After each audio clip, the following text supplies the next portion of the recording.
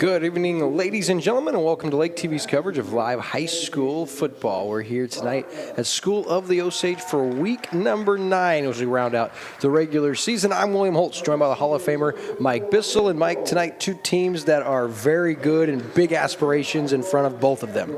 And just a little teaser here, these two teams could meet again later on. Yeah. I'll explain in a bit. We'll do that and more on tonight's Central Ozarks Medical Center pregame show, where we'll talk with both teams' head coaches. We'll talk about two impressive regular seasons that round out tonight, and we'll get you ready for the district playoffs. That and a whole lot more on tonight's Central Ozarks Medical Center pregame show.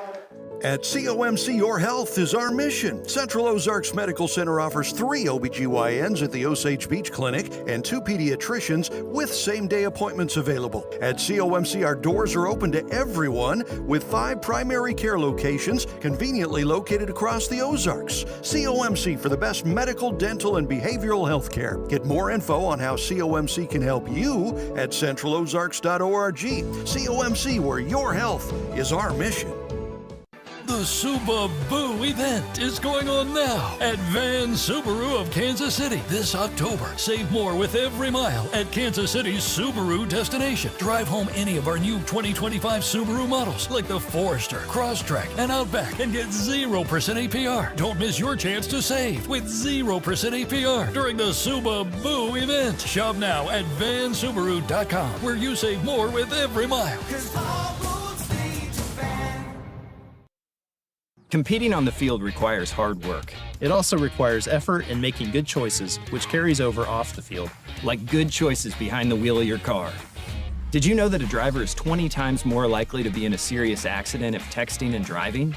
Last year alone, 104 people were killed in Missouri from distracted driving. So keep leading the statistics. Don't become one. Buckle up, phones down. This Drive Safe, Boat Safe reminder brought to you by Price & Randall Injury Attorneys. And we're back on Lake TV for your COMC pregame show. And Mike, week 9 of the regular season, how did it sneak up on us so quick? I don't know. It does it every year, though. I know that. Football season just in general seems to sneak up on you in August. But it's over for us already? I mean, the regular season? Wow. Hard to believe. In week 9, we have a treat for you. We look at the St. Borgia Knights at 5-3 and the Osage Indians at 6-2. And for those not familiar, maybe a lot of our home viewers, Mike, what can you tell us about St. Francis Borgia? That's a great program. It's in Washington, Missouri. Take Highway 50 up east of Jeff City and get there. They are 6-3 on the season. Check that, 5-3 on the season, and had one forfeit. So one of their wins is actually from a forfeit.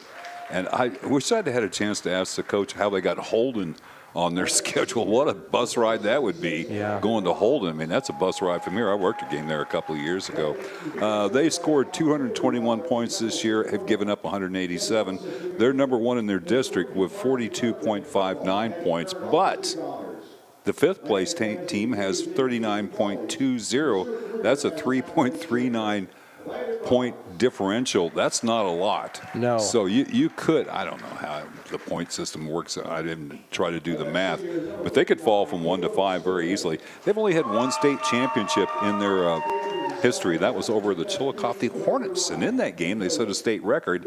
They overcame a 21-point deficit to win 24-21. Wow, I'm sure some of those people from Washington, St. Francis Borgia fans, alumni watching back home, familiar with that state title run. But for them here recently, they've had some good years, including last year they were perfect in the regular season, including beating this school, the Osage team, 24-0. Week 9, it was only the 2nd loss of the year for Osage, and then they ran into a tough team in the district opener. They say Lift for Life Academy, which I'm not familiar with, but you are. They put it on them, Mike, 42-2. Working a couple of years ago, was following Tipton's girls team, and the first time in this amazing run that they've had the last 8, 9, 10 years, whatever it is, they had the Lift for Life girls basketball team at the Final Four. And that's the first time I'd ever heard the name. It seems like every time I look through the scores, there's a school that I've never heard of before. One other note about St. Francis Borgia. We talk about the only one state championship in football, only one, but that's a lot more than a lot of schools have. But their volleyball program, I've had some personal involvement in that because Eldon had a streak of 8 Final Fours in a row, and they ran into Borgia a lot. But Borgia, St. Francis Borgia, has had 21 Final Four appearances in their career with 11 state championships. That's a big number, man. In volleyball? In volleyball. Wow, impressive. And for them, they've had a lot of familiarity, but one that's brand new is their head coach, Boyd Manny, and he's not new to high school football. Actually, I looked at his numbers, and he spent 21 seasons at Lafayette High School, which is in Wildwood. Yeah, that's West County. Okay, and a lot of success there. He appeared in a state championship game. He's already in the Metro St. Louis area Coaches Football Hall of Fame, and he's set to be inducted into the Missouri Football Coaches Hall of Fame this December. So very distinct honor as far as, that's concerned for them to land a guy like this. And so we got to catch up with Coach Manny just a little bit ago. Borgia head coach Boyd Manny, and coach, you guys coming here to Osage, final week of the regular season. You guys are the 1 seed right now, but a lot still here at stake tonight. Yeah, it's week 9. We've got our work cut out for us tonight. This is a great football team, great football program, and we're really looking forward to the opportunity tonight to compete. I know all things are on tonight's game, but a lot of people watching may not get to know, as the head coach, what's this year been like for the Borgia Knights? It's been great. We've been getting better every week. Literally, I've been there for 5 months now, so I started to get to know the kids and the high school and the student body, and it's a great place. Got to ask you, what's the transition been like for you, going from the public school system to private school? What's it been like, Coach? It's been exciting. The kids are wonderful. Football kids, they work extremely hard, and they're a joy to coach. All right, I got to ask you, when you look at your opponent tonight, the Osage Indians, what do they do well that has you a bit worried? Oh, they pound the ball. I mean, they're a buck sweep, downhill, split side blast team, play action pass, play great defense, control the ball. So we're going to have to take care of the football and not have any unforced errors and do what we can do to control the game and give it our best effort. All right, I got to ask you before I let you go, if there were one kid on your roster this year that's kind of jumped off the page and kind of taken that next step for your program, who'd that be? We've got a lot of kids. Aiden Crooks has just been a phenomenal football player for us. He plays running back, plays defense, great downhill runner. He's done a great job, as well as a lot of the other young men. Awesome. Hey, Coach, I appreciate your time and good luck tonight. Thank you. Appreciate it. That's Borgia head coach Boyd Manny. Coach Boyd Manny for the St. Francis Borgia Knights, man, he's been around, right? Nearly 30 years of head coaching experience, and he looks like a football coach, but he's so quiet, soft-spoken. Not a lot of head coaches you get that from. No, and some don't want to tell you anything at all. He was pretty open about it. There's not as many secrets as what you used to see in football. Sure, and you heard him mention, right, Aiden Crooks, the senior running back, taking that next step for this program. Well, here's some numbers for you. 101 carries, 606 yards, averaging 6 yards a carry with 4 scores, but he also does it out of the backfield. 17 catches, he scored, and so he's so good, and I was like, man, that's some impressive numbers. Helps when your quarterback, Lane Malincrot, who is the senior as well, 60% completion, Mike, almost 200 yards a game, and that's without a game counting, right? The forfeit, 12 touchdowns through the air, only 1 interception, plus he leads them with 7 rushing touchdowns. And I'm not good at math, but I can do 12 and 7. That's 19 touchdowns he's accounted for with only the 1 interception. That's efficient. Yeah, so only played 7 actual games, so just under 3 touchdowns a game. So, again, very impressive. And one of the things that jumped out at me when I was working up the stats last night was that how many different kids have caught passes this year for Borgia. I mean, it's an impressive number. They like to spread it around. Some really good numbers of their passing game. Rushing total's not terribly high, but again, only 7 games. Yeah, and not that you can tell they like to pass. And really, they're leading wide receiver Max Borgerding. His numbers stand out at you, Mike. 37 catches, 600-plus yards. He averages 17 yards a catch, and he leads them with 7 receiving touchdowns. So he's their lead guy. But they have like 7 or 8 players with at least 5 catches this year, and so they absolutely love to spread the wealth. So we've told you a little bit about the St. Francis Borgia Knights. With a win, they could secure the 1 seed and lock up a first-round bye next week. However, 4 teams behind them in their district are within 3 points, so a lot to be determined for St. Francis Borgia. When we return to our COMC pregame show, we'll tell you all about the 6-2 Osage Indians. Life truly is all about memories, but more importantly, those we create those memories with. And at Hedges Scott Millard Funeral Homes, our staff focuses on the families we serve. Maybe you wouldn't necessarily know where to start. Josh showed up from the beginning to the end. He did amazing. I would absolutely recommend him to everybody I know. At Hedges Scott Millard, we understand it's the little things that make a big difference for the families we serve. Competing on the field requires hard work, It also requires effort and making good choices, which carries over off the field. like good choices behind the wheel of your car. Did you know that a driver is 20 times more likely to be in a serious accident if texting and driving? Last year alone, 104 people were killed in Missouri from distracted driving. So keep leading the statistics. Don't become one. Buckle up, phones down. This Drive Safe, Boat Safe reminder brought to you by Price & Randall Injury Attorneys. Hey everybody, it's Daryl Cunningham with Slumberland Furniture at the Lake. We're in the middle of our mega sale. That gets you deals in every room of the house. You need to come check out all those great deals. And don't forget, we have 0% interest financing for 36 months. And we deliver the entire lake area. Come see us at Slumberland Furniture during the mega sale where we're bringing happy home. At Beck Wellness, we always say that if you don't make time for your wellness, you'll be forced to make time for your illness. Our goal is to make sure you're ready to enjoy all the lake has to offer, and more importantly, that you don't miss out on the moments that matter the most. From neuropathy, problems with your feet, hip, or back pain, and even a spinal tune-up. I'll make sure you're set to enjoy the moments that matter the most. I'm Dr. Mark Beck, inviting you to stop by for a consultation. But for now, back to this live high school game of the week on Lake TV. William Holtz, the Hall of Famer, Mike Bissell back here on Lake TV from School of the Osage for week 9 of the regular season. And Mike, we told everybody about St. Francis Borgia. Good season so far, 5-3.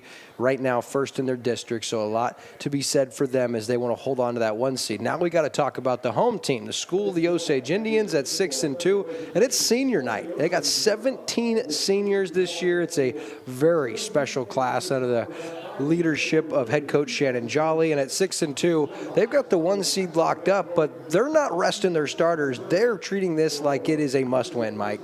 Yeah, I think so. And I talked to Coach Jolly before the game. Before I got here pretty early for some reason. It's hard for me to plan how long it's going to take me to drive from where I live. But he didn't want to commit to the oh yeah, we've got the 1 seed. I said, come on, Coach, you've beaten everybody in the district but Fulton, and they're 1-7, so I don't think they're going to catch you. But you know, he downplays it. And I wanted him to say, yeah, we've got it. And then I was going to follow that up with, are you going to rest some kids? And as it turns out, they are, but not in the way that you would normally think, like the Chiefs would at the end of the third quarter last week, you know, took everybody out they possibly could. But it's an odd situation. You don't want to get too long a gap in there between games because you get that 1 seed in a district. There's 7 teams, so they get the bye. Yeah. So you're off for 2 weeks. And I asked him, I said, will you like do some kind of scrimmage to keep your schedule kind of the same way? And he says, no. He says, I would be the stupidest coach in the world if we had a scrimmage and one of our star players got hurt and was out for the opening or the semifinals in the district, which is an excellent point. He said it'll be just a normal week for us next week at practice, and once we know who it is we're going to be playing, then it'll be a normal week again the following week, preparing for who that team may be. Yeah, and for Osage, you talked about maybe not seeing some familiar faces. One in particular, Drake Williams. He's had a nagging injury, and I don't know if it's a matter of them wanting to rest him or he just couldn't go, but we know he won't be on the field, meaning you're going to see more from Brock Arrowwood, who has had a phenomenal senior season for them. You're also going to see more of the sophomore, Colt Butler, and you'll also see some of Herring, I believe, in there spelling Drake Williams. But one kid I want to hit on in particular, because I've loved watching the maturation of him since he came in and started getting reps as a sophomore. In his senior year, the quarterback, Maverick Trusty, he doesn't have those numbers, Mike, that jump off the paper at you, and that's because you're a product of the system that you've been placed in. But I'm going to tell you right now, Maverick Trusty is a dog by all accounts. When it comes to putting your team in a position to win, I want him with the ball in his hands, and it has been so fun to watch. And tonight, without Drake Williams, you know you got some some other guys in the backfield, but I expect Maverick Trusty to have a game tonight against St. Francis Borgia. Yeah, his maturation process that we've got a chance to watch the last 3 years has been pretty impressive. I thought at first, when we first started seeing him as a sophomore, and his conference is so good and was really good 3 years ago when he was a sophomore, they put pressure on him. He would drop his eyes to see where the rush was coming from and lose his receivers. But now he's calm in the pocket.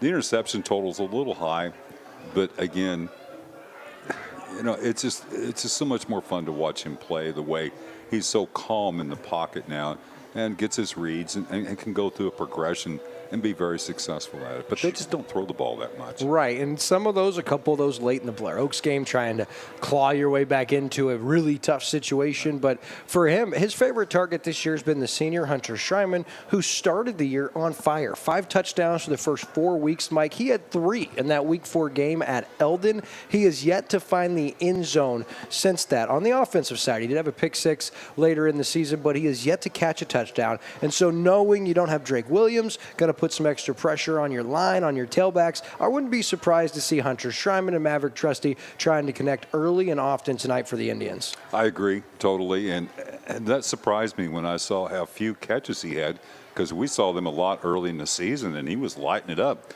But again, they were winning pretty comfortably after the Blair Oaks game, so if Coach Jolly doesn't have to throw the ball, he's not going to. Yeah, and another kid who you're a product of the system you're in, right? You saw flashes of that through 5 weeks of what kind of numbers this kid could put up. When it comes to like some of the better receivers we've ever seen here at Osage, they've had some great ones. Colin Samuelson, one in particular, they had over the years, but you're not going to see that from Hunter Schreiman because he's playing with Coach Shannon Jolly.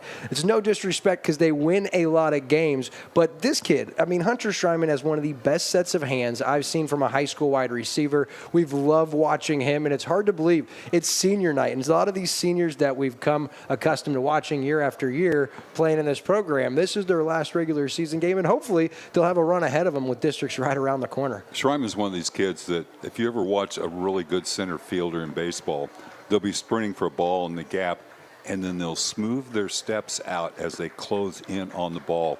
And he's the same way. You can see him like going full speed.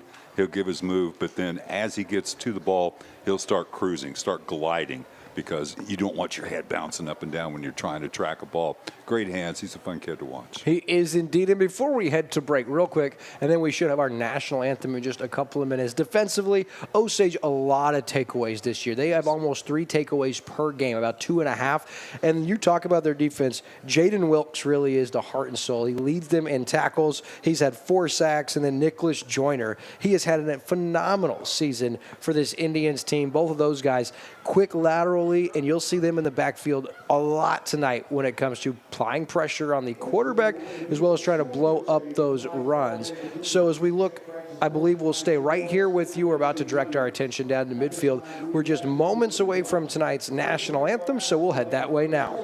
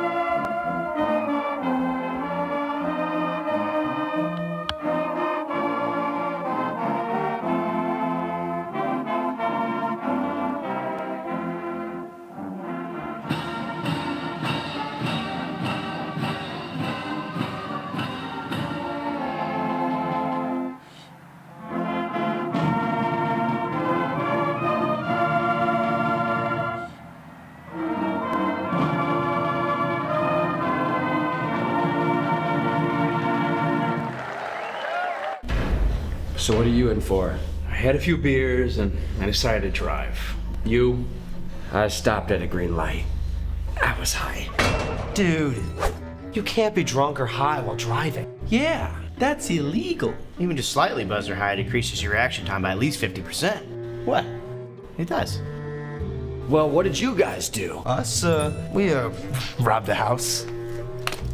Be a good guy. Don't drive drunk or high.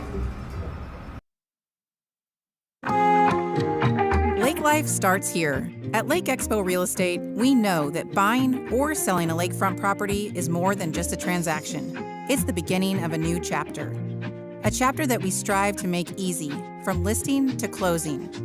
In a competitive market, we showcase your property to the masses online with LakeExpo.com, returning unmatched visibility. And if you're ready to buy that lake house, our team lives and breathes the lake lifestyle, so we know what this chapter is all about. At Lake Expo Real Estate, we believe in community, cherishing those lasting memories, and helping make your lake dream a reality. Check us out online to find lake properties. No logins, no distractions, just pure, unfiltered lake views and options. Lake Expo Real Estate, where we are ready to be a part of your next chapter.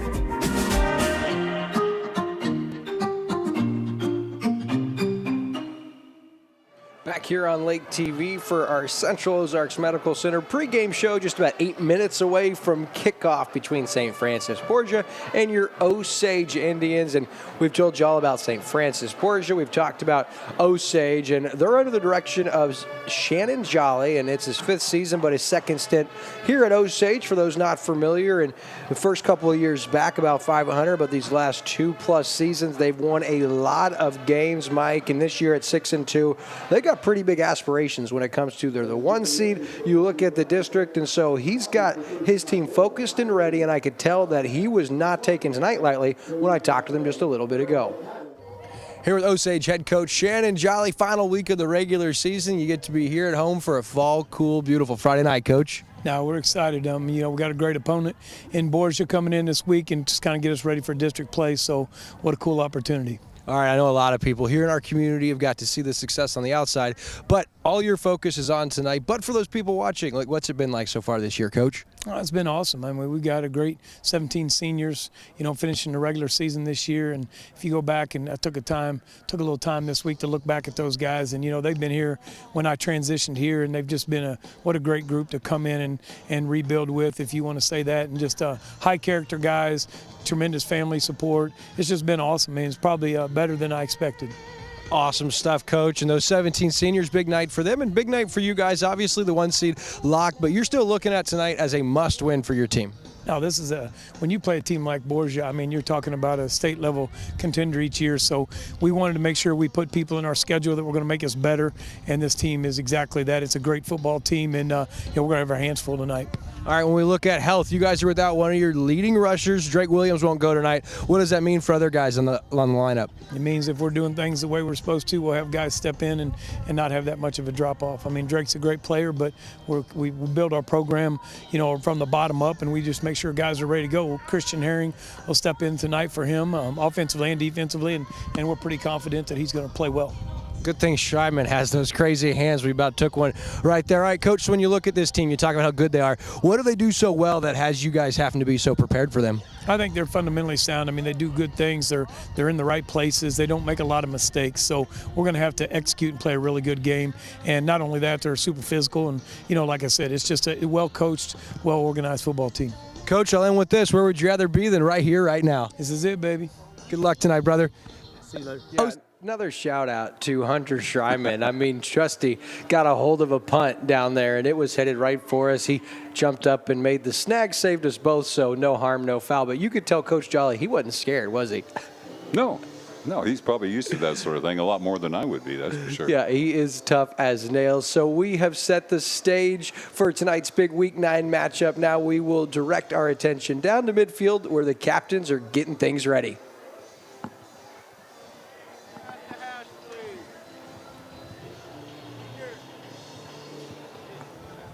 You see there, it is Eric Murphy, Maverick Trusty, 85, Xavier Williams, and Colton Nutt for seniors tonight coming out. And the rest of the seniors for this team, of course, I said Eric Murphy, Maverick Trusty, Drake Williams, who won't play tonight, Ethan Wall, who's great on both sides of the ball. Robert Dubbs, of course, the heart and soul of this team, as Coach Jolly likes to put it, a placeholder, starting receiver, starting corner, big part of that kicking team. Mike Brock Arrowwood, what a season he has had up to this point in time. Unbelievable for the senior Mike. He is averaging 7.5 yards a carry, 745 yards with 7 touchdowns, not to mention he is pretty lethal catching the football out of the backfield. As we keep our senior spotlight moving, Jaden Wilkes, who leads the team in tackles, what a playmaker he is for Coach Jolly's team. You've got Nicholas Joyner, who's awesome. Nathan Grohl, the senior, he's the long snapper, so crucial when it comes to that kicking game, and their center on both sides. Grant Wilson, big number 55, a big part of this defense and offensive line. And Nathan Lee, Caden Langelier, Colton Nupp, who you see out there with the seniors, and of course Brady Clark and Xavier Williams. And Brady Clark, Mike, we didn't mention him so far, but a lot of people around here recognize big number 84. Could be statues erected of this kid one day around these parts. I mean, what a career he's had. And this year, 4 of 5 from field goals, including a long of 41, a 40-yard game winner as time expired in week 2, in a crazy comeback effort for this Osage team. They were down 21-0 at half, came all the way back to win 38-35. Pretty crazy. And then extra point-wise, 31 of 33. That's a good number, no doubt about it.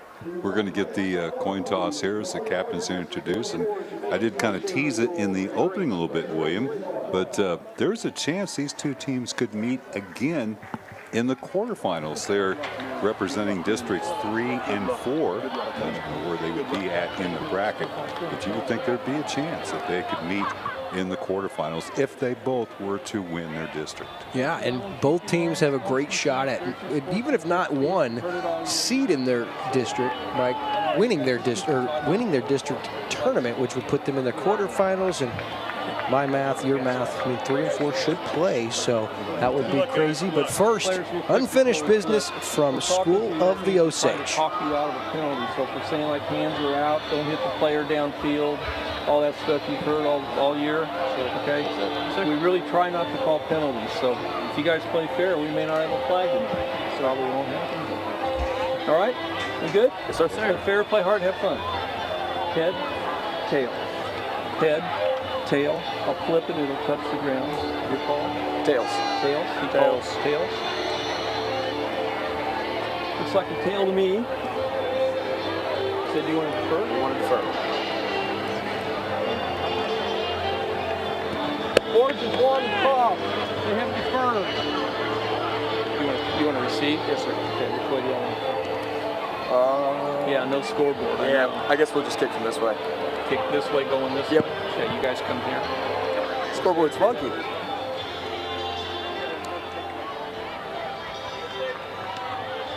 So Osage wins the toss, and Mike, they want the football. They say, we will receive, we want it first, so St. Francis Borgia will kick. Osage will receive. We're set for high school football right here on Lake TV. We'll take a commercial break as we conclude our Central Ozarks Medical Center pregame show, and on the other side, I'll be with the Hall of Famer Mike Bissell for St. Francis Borgia and School of the Osage. It's time for a new home, and your solution is Ozark Homes under the water tower in Laurie. Your home is and should be your safe place. At Ozark Homes, we take your dream and make it a reality while staying within your budget. With real estate and construction prices at an all-time high, let Ozark Homes stretch your dollar. We have many customizable options, including kitchens, bathrooms, fireplaces. We even offer a second level option. Quotes are always free, so give us a call or stop by today. Ozark Homes, making homeowners' dreams a reality for over 30 years. All right, so it's time for live high school football. Welcome to Lake TV. For those of you watching online, whether you're watching here locally from around the area or from Washington, we're glad you're with us in what should be an outstanding matchup of two Class 3 powers. Tonight it is St. Francis Borgia and School of the Osage. And Mike, School of the Osage wins the toss. Kind of surprised they wanted the football first. I want to try to establish them.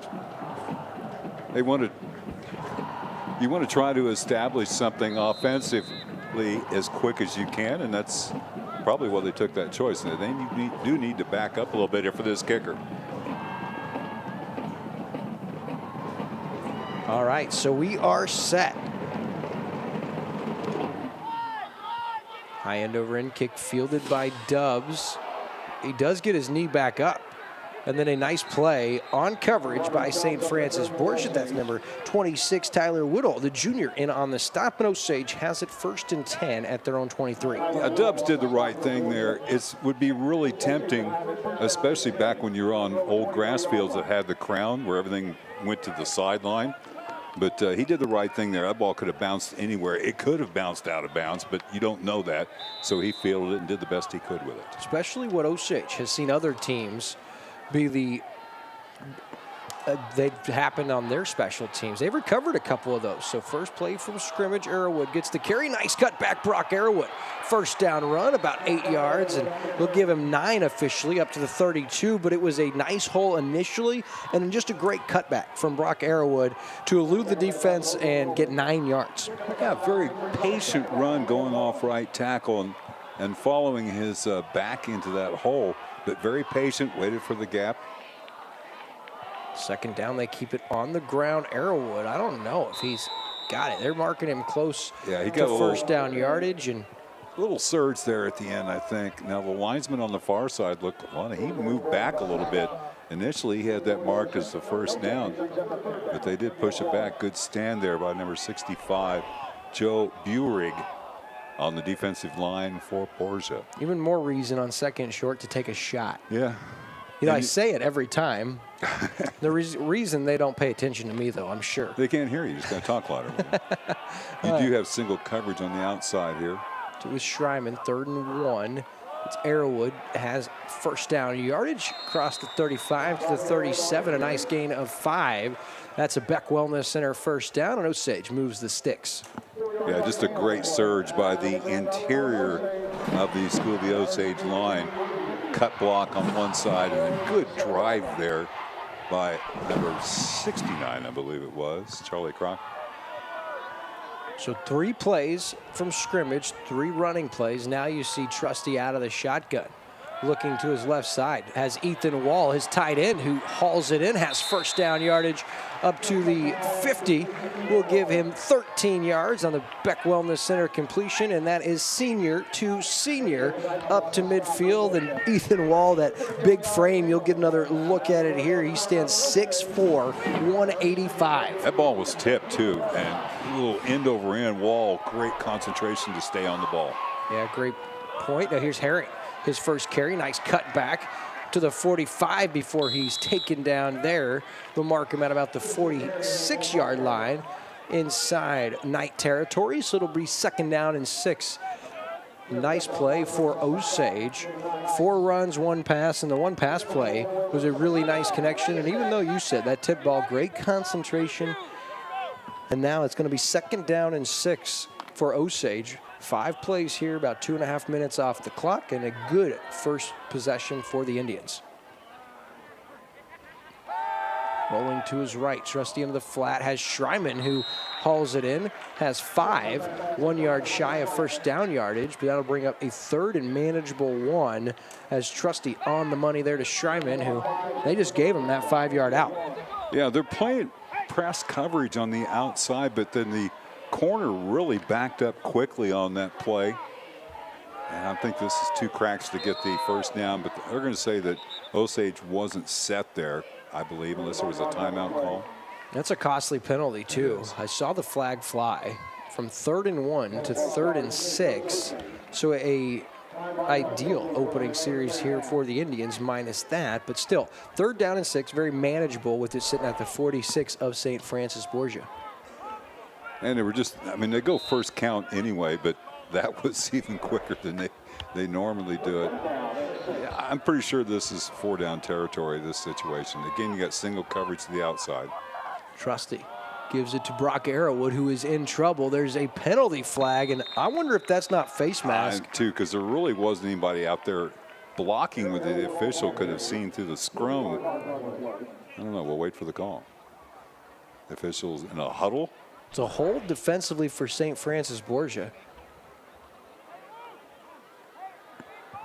I'm not seeing what the signal is here. Are they going to pick that up? No, it's face mask against the defense. Well, that's the only thing that made sense initially. They're only saying it's a 5-yard penalty, which I didn't even know there were different varieties at the high school level. Full transparency on my part. I did not know that. So 3rd down and 1, they just exchanged 5-yard penalties, and we'll replay 3rd and 1 here, Mike. Yeah, so you're right back where you were, and again, this is 4-down territory, so you got 2 shots at this. Trusty calls his own number up the middle, and he's still on his feet now. Blow the whistle. Come on, man. That is a Beck Wellness Center 1st down to the 36. We'll give him 5 yards and a fresh set of downs. And I think the official stop with his forward progress still going forward, waiting for a lineman maybe to carry him downfield. But if you're Coach Jolly, you certainly don't love seeing your quarterback out there all by his lonesome taking shots. Well, with 5 bodies holding him up, he's not going anywhere. Hold the whistle for somebody gets hurt. So 1st down and 10 from the 36-yard line. Osage, impressive first drive here. Trusty taking a shot. He had his man. He also has Ethan Wall right there, who has 1st down yardage up to the 27. If he would have waited, he had Hunter Schreiman wide open for a score. Still an 11-yard connection from Trusty to Wall, and that's Wall's 2nd 1st down catch on this first drive. He's really come on the last couple of weeks for Osage, Mike. He's a good target, and Trusty 3 for 3 here in this opening drive. Big 1st down and 10 from the 26. Out of the gun, it's Herring, gets the carry. Nice cutback from Christian Herring. He was dead to rights had he kept going outside. A great cutback inside, picks up 3. Brings up a manageable 2nd down and 7, but good containment there by St. Francis Borgia. They were not letting that play get outside. Yeah, I like the decisiveness of Herring there. They were running to the short side of the field anyway. He planted that right foot, got upfield, and got positive yardage on 1st down. Yeah, 2nd and 7 looks a lot different than 2nd and 11, especially when your play design and your game plan is that of Osage. Here's the pitch outside. It's Butler with the carry, and he is going to be sandwiched between Borgia defenders, and there's penalty flags from 2 directions here, and I believe it's going to be against Osage. Yeah, I think it's a hold out there on the sweep. That's something that's been a problem for them on sweeps a lot this year. Let's see if we can see where the hold was. That's going to get out of frame. That might have been a block in the back too, but it was right at the line of scrimmage, so that probably wasn't it. Coach Manny is indicating to scoot them back. He will not decline this penalty, even with the no gain, if not a loss. He wants Osage back at 2nd and long from the 33. So it is going to be 2nd down and 17 from there. I don't know, I almost want the down to try to get at least 10 yards, if not more. Yeah, they've been successful passing the ball here, wide side of the field to the right. See if they roll that way. They're throwing, taking a shot out to the flat. What a throw-in connection to Hunter Schreiman. Picks up 9 up to the 24. It's a really great throw. Trusty threw that before Schreiman had even come out of his break. That's because the ball had a long way to go. It was from the left hash mark in high school. That's further outside, all the way to the sideline on the right side. And it was on the money as Schreiman turned around, so it brings up 3rd down and 8 as we get another look here at this impressive throw and catch. Trusty's perfect in the early going here on 3rd down and 8. They keep it on the ground. Here's Herring trying to get outside. He will. Inside the 20, turns around the corner and down to the 11-yard line. Has a Beck Wellness Center 1st down and 13 yards, Mike. They keep it on the ground on 3rd down and 8, and they get 13. How about that? Yeah, that was impressive. Quick snap. They go down, set, go almost every time actually, but that was even quicker, and they had been set for a second before they went. It was a great play design and really great speed by Christian Herring. So on 1st and goal from the 10, little play action. Trusty into the end zone, has his man. Butler cannot haul it in. He was too wide open. It was a beautiful play design and a better throw. And Butler, the sophomore, he is the future offensive weapon for this team. And He's had a couple of drops this year. That comes with being a sophomore. That one he wants back. So 2nd down and 10 now for Osage. But love the play design, Mike, on that one. Yeah, they had 2 receivers running the same pattern, but at different depths. And it seemed like the secondary coverage man came up and took the short man, and that left him open in the end zone. 2nd down and goal from the 10.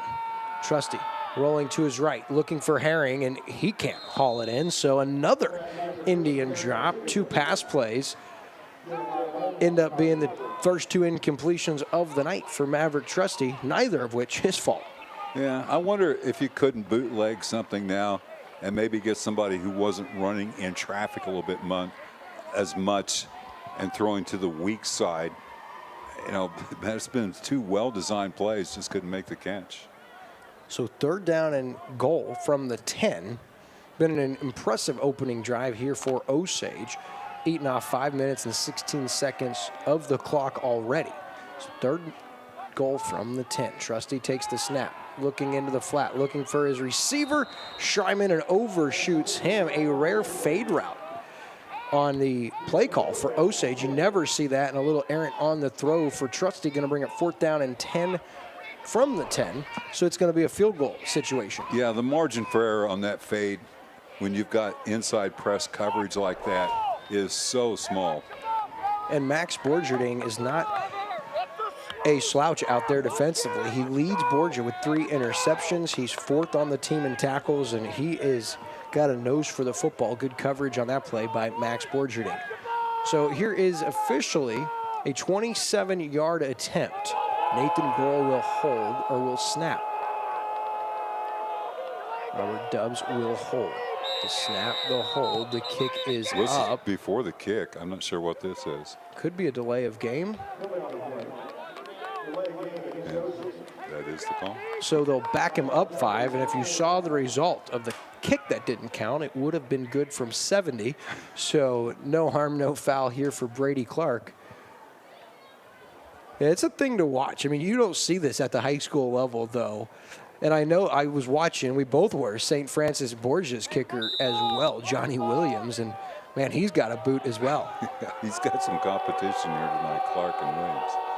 So they'll back it up now. This will be a 32-yard attempt. Less margin for error here.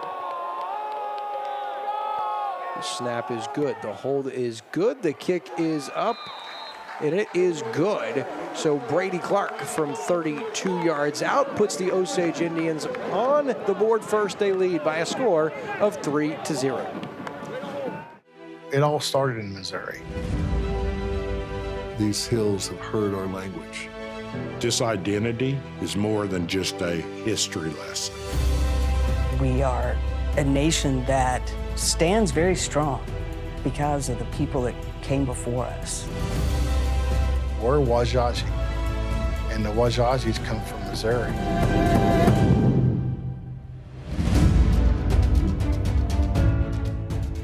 The best year-round dining at Lake of the Ozarks is Tucker Shuckers Oyster and Tap. Open 7 days a week for lunch and dinner. Enjoy our award-winning menu, including our signature oysters.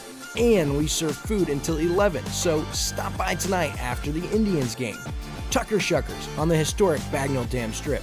Proud sponsor of Osage Indians football on Lake TV.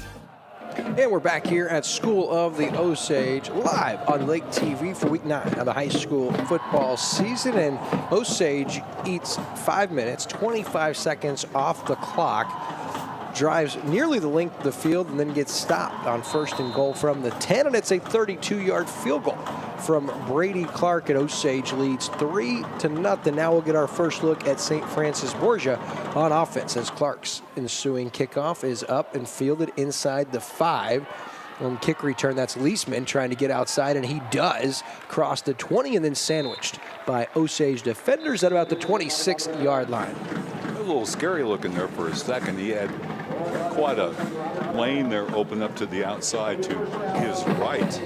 But it closed down quickly and just okay field position after that nice kickoff by Clark. Yeah, a weapon. So far, star of the game has been Brady Clark. Got a field goal and a nice kickoff there, and still a lot of football left, but not often you see a high school football game begin 3-0, Mike. No, not that often. It's a shame that Osage couldn't finish that drive off, but it's nice to have that safety blanket there too. So now we get our first look at St. Francis Borgia, and here is Crooks on the ground, his first carry. Trying to get the defensive lineman's number. If the young man would do me the honor of turning his back to me here. That linebacker came up. Oh, I got it now. That's number 2. That's Colt Butler came up, kind of made that little diving leg cut tackle there. So 4.5 on first down. Now Mallinckrodt out of the gun. Back to Crooks. Crooks sidesteps a defender, and then he runs into a couple of Indians for a modest gain. It's going to bring up 3rd down and 4 as Osage, disciplined defensively, stay home as Ethan Wall and Nicholas Joyner in on the stop, and Brock Arrowwood also assisting in on the play. So 3rd down and 3 officially here for St. Francis Borgia. Yeah, Joyner, good leverage there to stand that play up and stop it for a short gain. He has been so good this season in all 5 of our Lake TV broadcasts with School of the Osage. 3rd down and 3.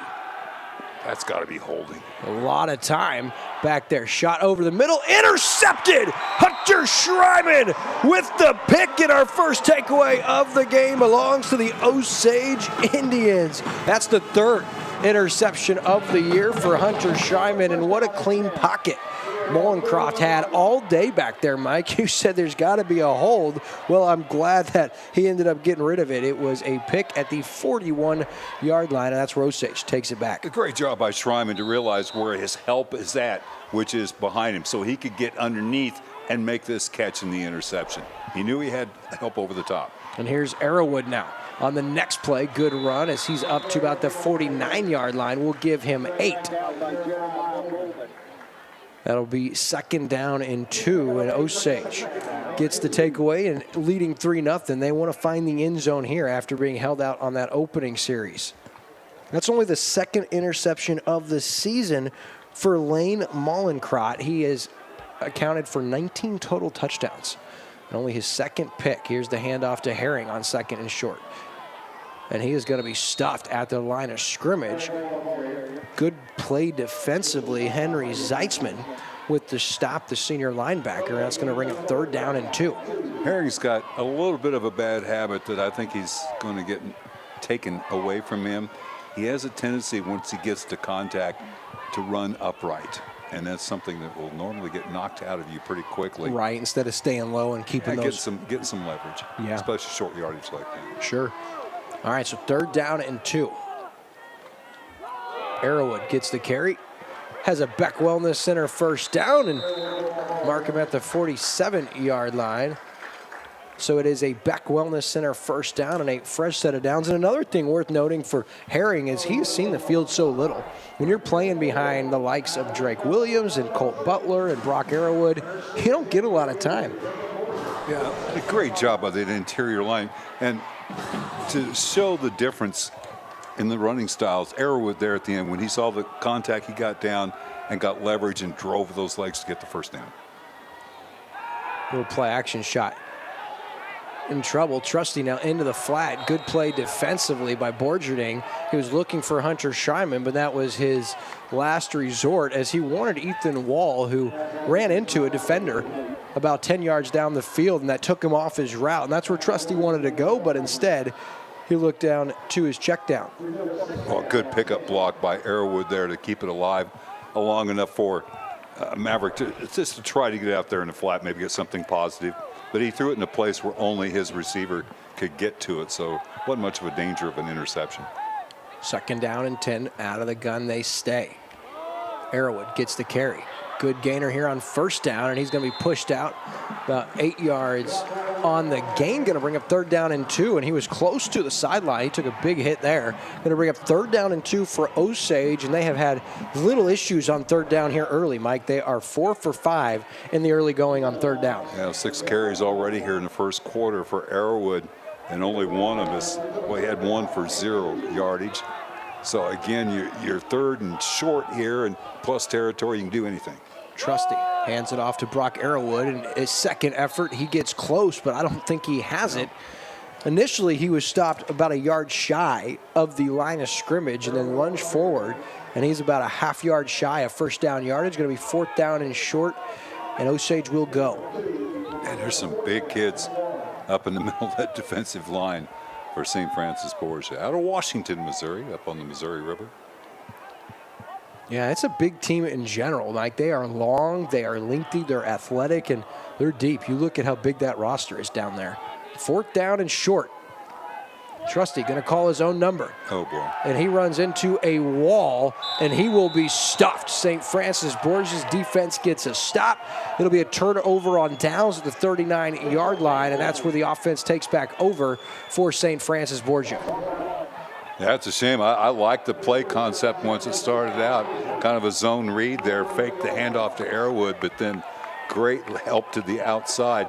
And the cornerback forced the leverage and forced that back in to his help from the interior to get there. And great football awareness. You know, sometimes you wonder what a kid is doing when you watch a high school football game. They knew it was 4th and short, and everybody got in there and said, you're not moving the line of scrimmage or your forward progress forward. There were 6 Knights in on the stop, so Borgia takes back over after the turnover on downs.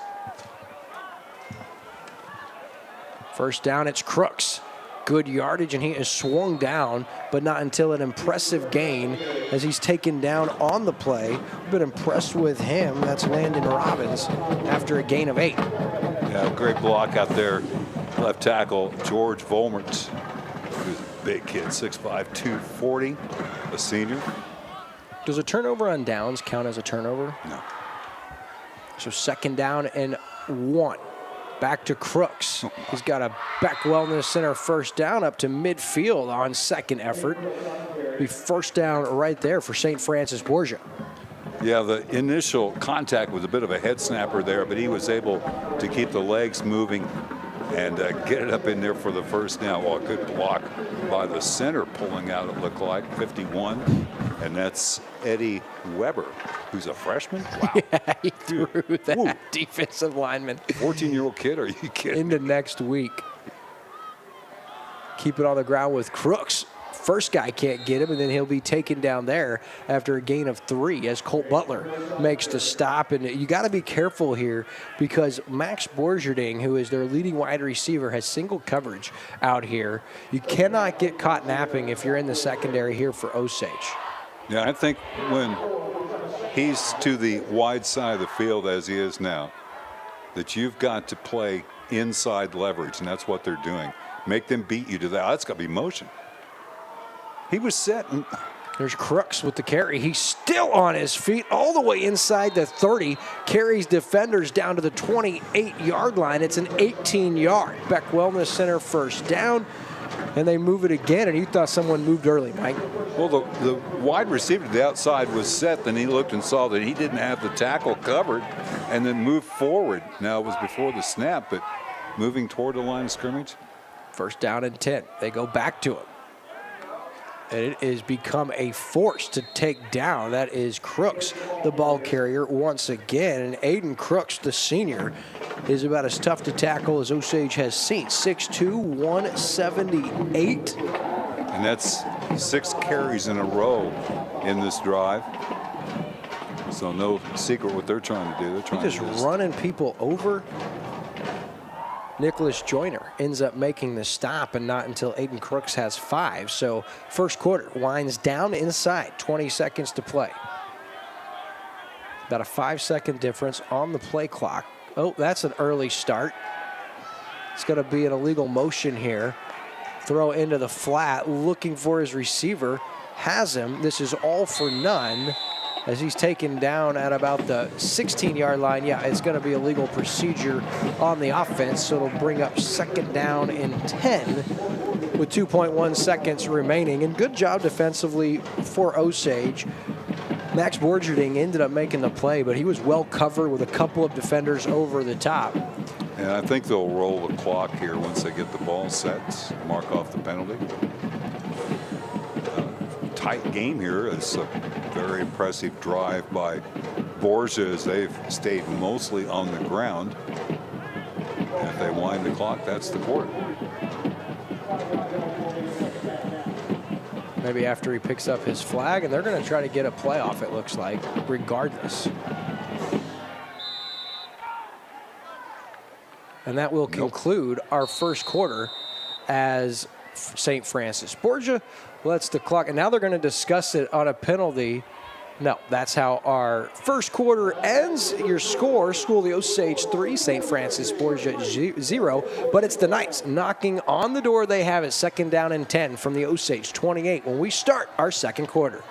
At New Spring Wellness Center, we understand how hectic life can be and the stress that comes with it. We also understand that your health often gets forgotten about. Whether it's addiction, weight loss, or lack of energy, New Spring Wellness Center offers natural services you won't find other places. From our vitamin IV drips to our laser hair removal and everything else. Naturally better health is our focus at New Spring Wellness Center in Osage Beach. Call now to schedule your free consultation. It's the Lake Expo app, the lake's trusted news source, the boating lifestyle, the hottest lakefront real estate, where to go, what to see, and what to do at the lake. It's the Lake Expo app. Download it today.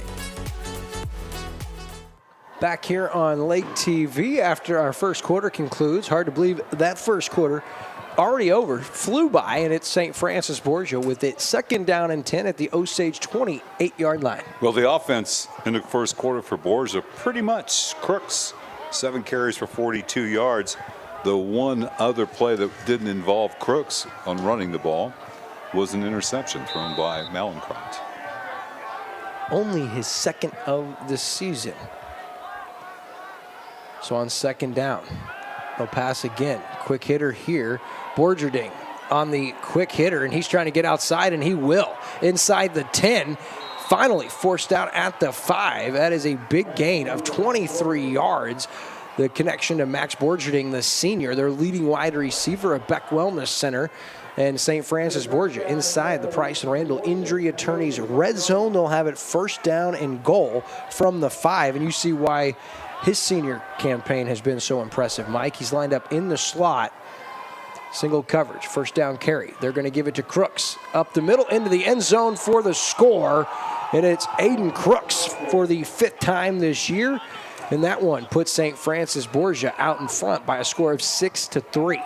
And that gives him 653 yards on the ground this year and 5 rushing touchdowns. Just a quick opener.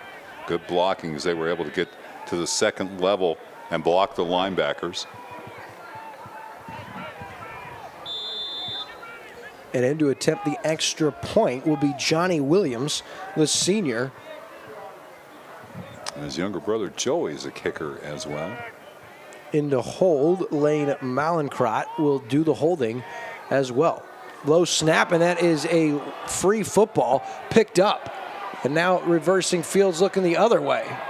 Throws it into the flat, no one home, incomplete. That's a big play. Yeah, and that keeps it a field goal game. So with 11:44 left on the bad snap, the extra point is no good. 6-3 your score. We'll be back on Lake TV after this.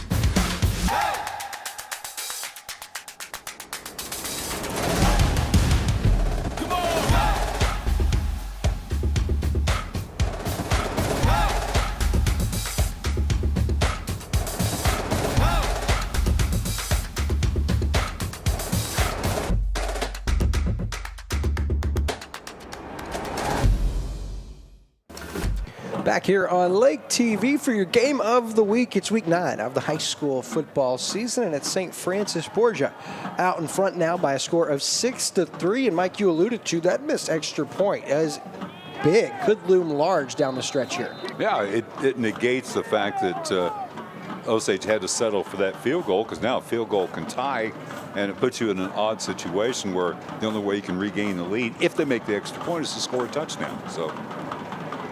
Yeah. Williams. Wow. Impressive kick and into the end zone for a touchback. So Osage will start with it 1st and 10 at their own 20-yard line. They've had it twice tonight, Mike. They had an impressive opening drive that should have resulted in a touchdown. Instead, a couple of drop passes end up hitting on a 32-yard field goal. The next series for St. Francis Borgia, they get a takeaway and right back themselves. They turn it over on downs. And so St. Francis Borgia takes advantage and finds the end zone. And for the first time, Osage finds himself trailing. Arrowwood on the ground, nowhere to go. That hole closes quickly, and he never was taken down. They stop his forward progress. He comes running free, but not until after that play is blown dead. Yeah, they had a chance to keep that the second possession, that is Osage, alive, and had a 3rd and short, but couldn't get the conversion for the first down to keep the drive moving. Yeah, and it's crucial here for Osage. You got to move the sticks a couple of times. You know what's funny is when you talk about letting your defense rest, it doesn't really make sense at the high school level because most kids play both ways. That's right. Trusty, little play action. Oh, that's got to be defensive holding. What a play. He connects with Ethan Wall, who the defender was draped all over him. They converted up to the 26-yard line, so it's a 6-yard. No, we'll give him about 4 maybe. Yeah, it'll bring up 3rd down and a long 4 from right there. But really a nice job by Ethan Wall to haul that in. That's the only option Trusty had. Yeah, because Arrowwood was running right up the seam and was being just grabbed and held, but no call. This is big. Keep the drive alive. 3rd down and 5. Trusty looking into the flat, looking for his receiver, incomplete, and Max Borgia in great coverage and did the right thing, Mike. With the right hand, you get a hand on the offensive player, and with the left hand, you go across and just make sure it doesn't get completed, but that's picture-perfect coverage because with you playing the football, they're never going to call you for interference, and he did a great job. It's going to bring up 4th down and 5, and this is a punt situation for Osage with it inside their own 30-yard line. Borgering does a little bit of everything. He'll be back to return this punt. I'm assuming that's Maverick back there, standing at about his own 12.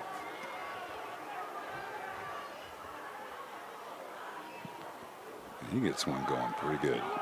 That one is fielded on the ground and covered by the Osage Indians. Robert Dubbs recovers. No reason for Borgerding to even try to catch it, Mike. And that's just a case of young man trying to do too much in that situation. And it is a huge break for Osage. And how about Robert Dubbs, the senior? Johnny on the spot.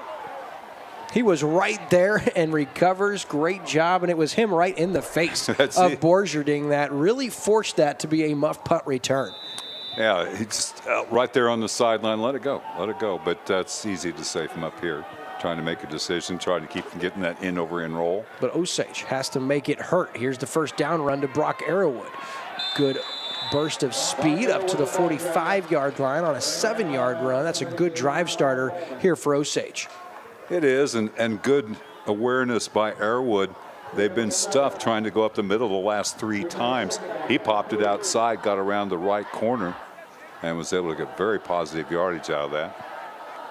So 2nd down and short, Trusty out of the gun. Herring gets the carry, this one blown dead from the far side official. Yeah, the linesman saw something, and apparently it's somebody moved before the snap, so it's going to make it 2nd and 8. Yeah, negating that positive play on 1st down. Brings up 2nd down and 8. And Osage, they've had some penalties here in the early going. 4 for 25 yards, and none of them in a game where you figure it's a toss-up like this. Any little edge you can get, I mean, you've got to clean the penalties up. Especially in this situation at the 40, every yard counts because you're trying to stay in Brady Clark field goal range should you not be able to get a 1st down.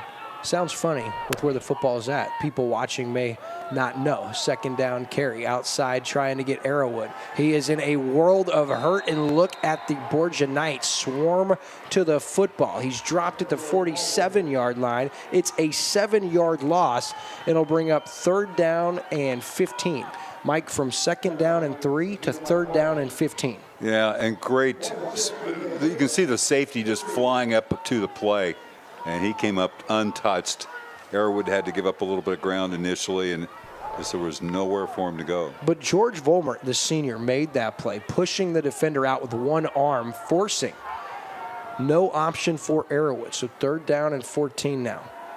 Clean pocket. Trusty looking for his man, and there is a flag that comes in from the secondary. Now, it's worth noting it's 3rd down and 14, and this will not be an automatic first down should this be defensive penalty. Yeah, we get so used to watching the NFL, and their rules don't necessarily translate to high school ball. It's got to be defensive holding, I think. Interference would be right. If it was interference of 15-yard, that would be so right. It would be 15 yards. And yes, sir. So that will be a costly penalty for St. Francis Borgia on an incomplete pass on 3rd and 14. 15-yard penalty, and that's good for a Beck Wellness Center first down via penalty. Got to remember this moment in the game. That is a big one, but that explains why it looked like an errant throw, because Schreiman never had an opportunity to break loose after he put the deke on the defender. Ball's the 31. Trusty out of the gun, has Herring. What a play defensively by number 50. I believe he was getting held. Tommy Lyon, Mike. Yeah, he just collapsed the left side of that line. He's a little slow to get up this time, but. And with one arm, you'll see here, he wants out too. Wow, I think one of his teammates landed on his head. Now, he was running okay as he came off, but he's a little groggy. So 2nd down and 11. The last play, officially a 1-yard loss. Little play action here. Look out. Trusty in trouble. Takes a shot. Has his man Wall. And that is almost intercepted. Wall heard footsteps. It was really a beautiful throw. You saw it coming, Mike. Luckily, at the high school level, these guys are taught you don't hit a defenseless player.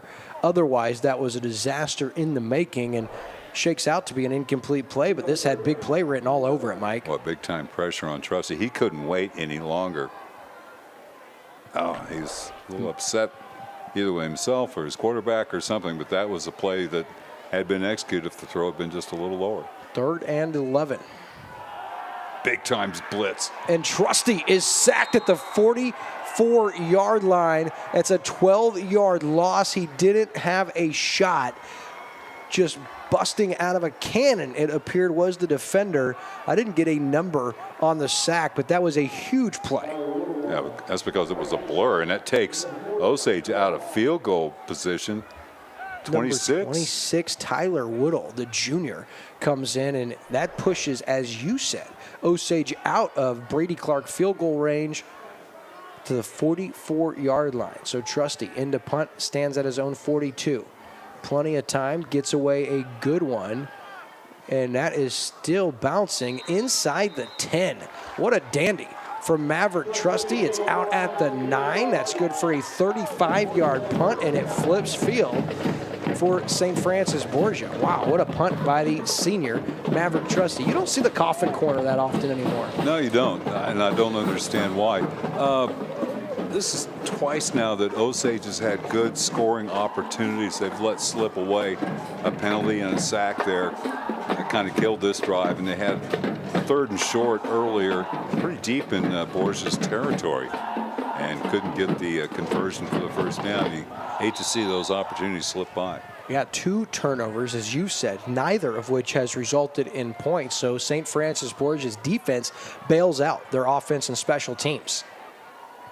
1st down and 10. Crooks gets the carry, and he is going to be held onto and taken down for a loss back at the 8-yard line. Good job defensively. Jaden Wilkes, first man there for Osage. Yeah, it's the first time they've really stopped Crooks. He's been the offense. Again, there was one catch by Borgering, and then another throw that was intercepted. The rest of the offense has been Crooks. 2nd down and 11. An opportunity here for Osage's defense. They've got St. Francis Borgia backed up. Nowhere to throw it. Nowhere to throw it. Steps up. He will run. Good yardage. Just shy of first down yardage of the 16-yard line. We'll give him 8 yards on 2nd down and 11 as Lane Mollencrot shows what he can do, really patient, but great coverage downfield by Osage. There was nothing. I mean, nothing available for him, and that was a good choice by Malincrot just to pull it down and go for the first down. And he was stepped out at about the 16, so 3rd and 3. Big play here. If Osage can hold, would give great field position back to their offense. 3rd down and short. Crooks gets the carry, and they run to the right side. They brought a run blitz to the left side, and it would have been the right side of the offense. They ran to the left side, does St. Francis Borgia, and it's a Beck Wellness Center first down on the 8-yard gainer. Yeah, they went quick that time. I think they caught Osage looking inside a little bit more. Good pull block by the offside guard to get up in there and seal that for Crooks. Yeah, that hole was wide open. As you saw, Osage was gambling. They thought they were running it to the right side of the field. Uh-oh, here's a little counter and plenty of room here for Crooks, and he takes a shot. First, Hunter Schreiman throws him, and Robert Dubbs finishes him off, but not until he's got 15 yards and a Beck Wellness Center first down for St. Francis Borgia, who is starting to pick up yards in bunches. Well, they're moving the ball. It's just the 2 turnovers here in the first half have kept this a 6-3 game. They were moving the ball almost, again, exclusively with Crooks running the ball. He's been the man. So far, too, Henry Zeitzman has done a great job picking up blockers. Again, Zeitzman seals the edge, forcing running back inside, and this time Osage is there, limiting Crooks to a 2-yard gain. Luke Mowney, offensive lineman, a senior, 6'3", 220, was the leading blocker there, but he got shoved back into the running back. Halfway through our second quarter, 6-3, your score here at School of the Osage. St. Francis Borgia with the lead and the ball. It'll play action.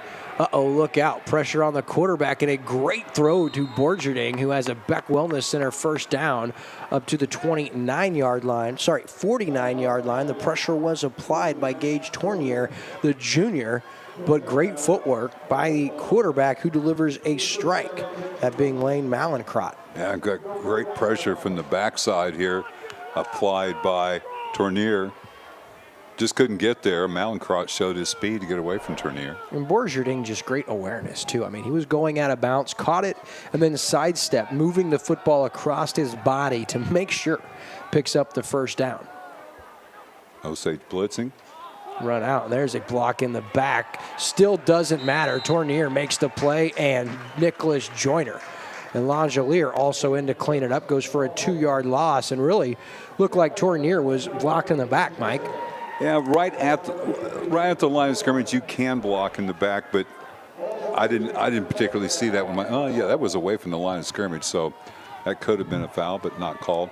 Anyway, that was great penetration by Osage. They actually blitzed to the opposite side, but still was able to get there. They're looking for a quick hitter here. They've got their man, and he is dead to rights, but makes a move now across the 45 up to midfield. Ends up being a positive gainer on the play for Henry Zeitzman, and he only gained 5, but it was an impressive 5-yard gain by Zeitzman, going to bring up 3rd down and 7. His 11th catch on the year, and after that initial interception, 3 in a row now for Malincrot. Yeah, he knew where he was going with the football. He made no qualms about it. He told the defense, and it was just a really good athletic play after the catch by Zeitzman. So 3rd down and 8. Ball's at the 49, and now a timeout for St. Francis Borgia. With 5:06 left in the first half, St. Francis Borgia leads by a score of 6-3.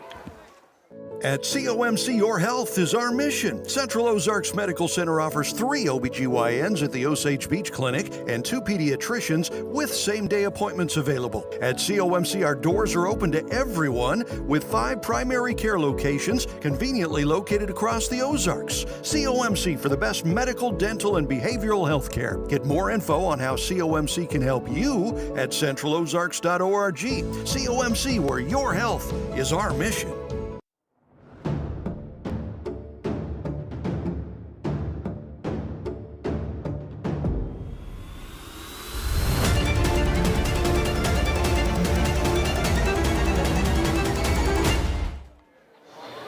back on Lake TV for our game of the week, and it's a big 3rd down and 8 here for St. Francis Borgia, who really have been in control for the most part. After that opening drive for Osage, they've been able to overcome 2 turnovers and have really eaten up a lot of clock with the football in their offense's hands. 3rd down and 8.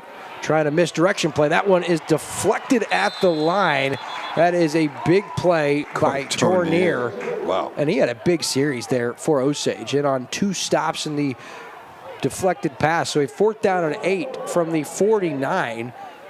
Should be a punt situation here for St. Francis Borgia, and it is. They send in Johnny Williams, their kicker/punter, and it'll be Hunter Schreiman back for Osage at his own 15-yard line. He's giving him plenty of respect here as well.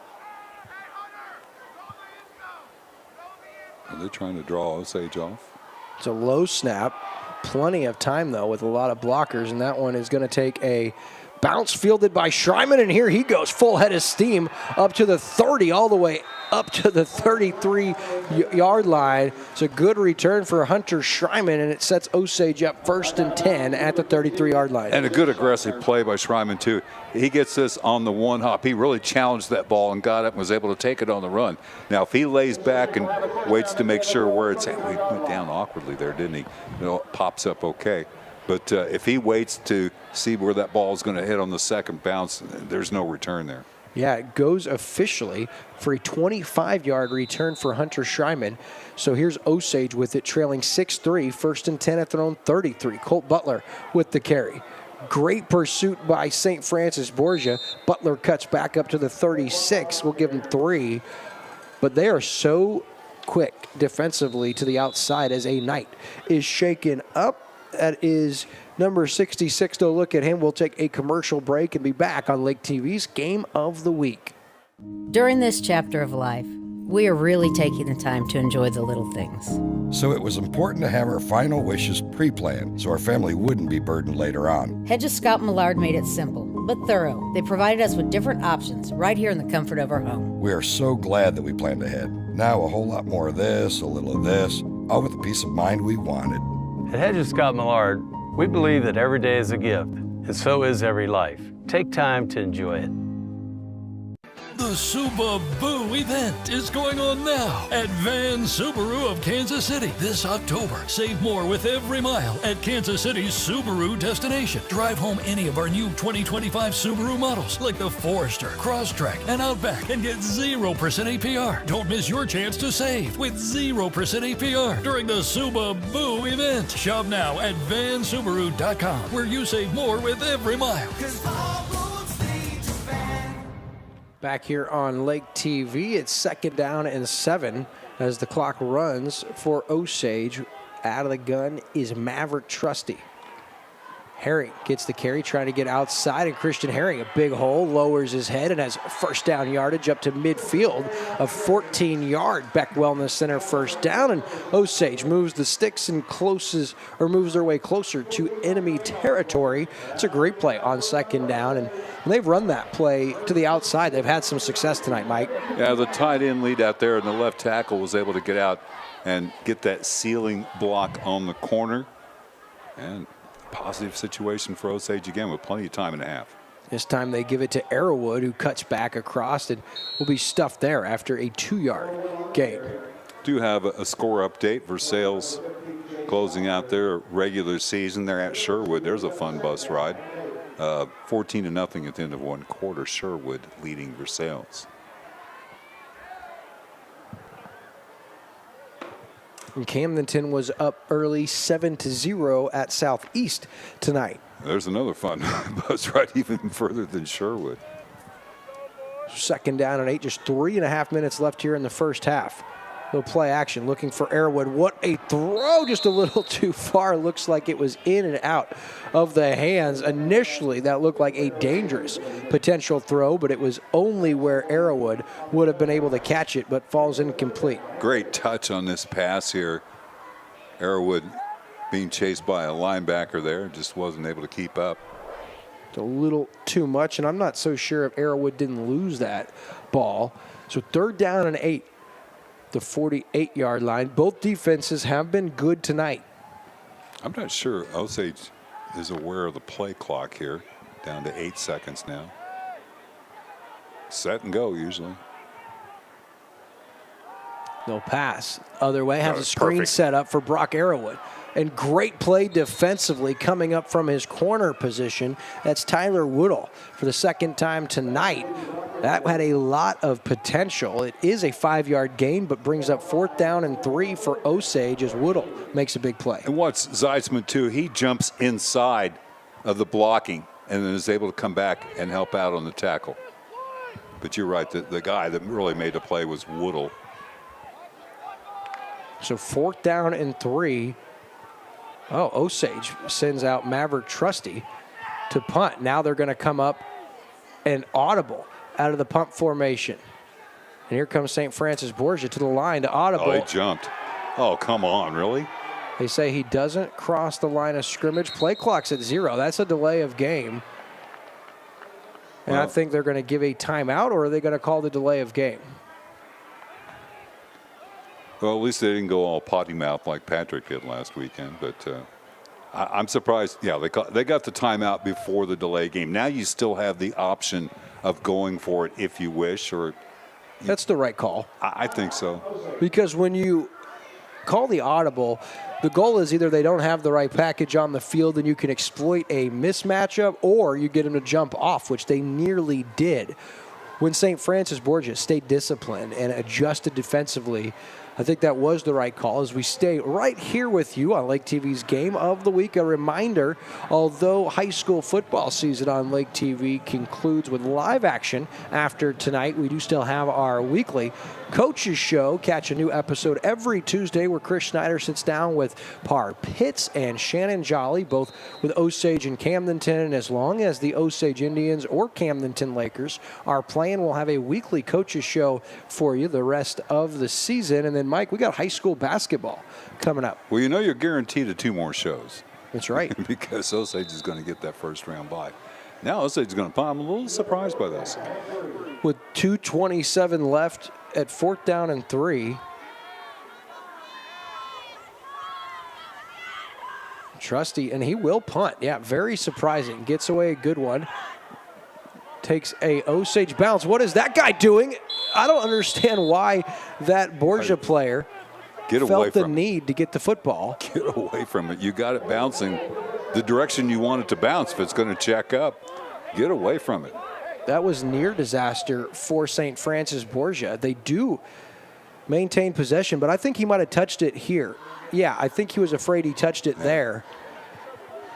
So it'll be their ball, that St. Francis Borgia at their own 19-yard line. 2:17 left, and they've got 2 timeouts. And Borgia will get the ball to start the second half of play.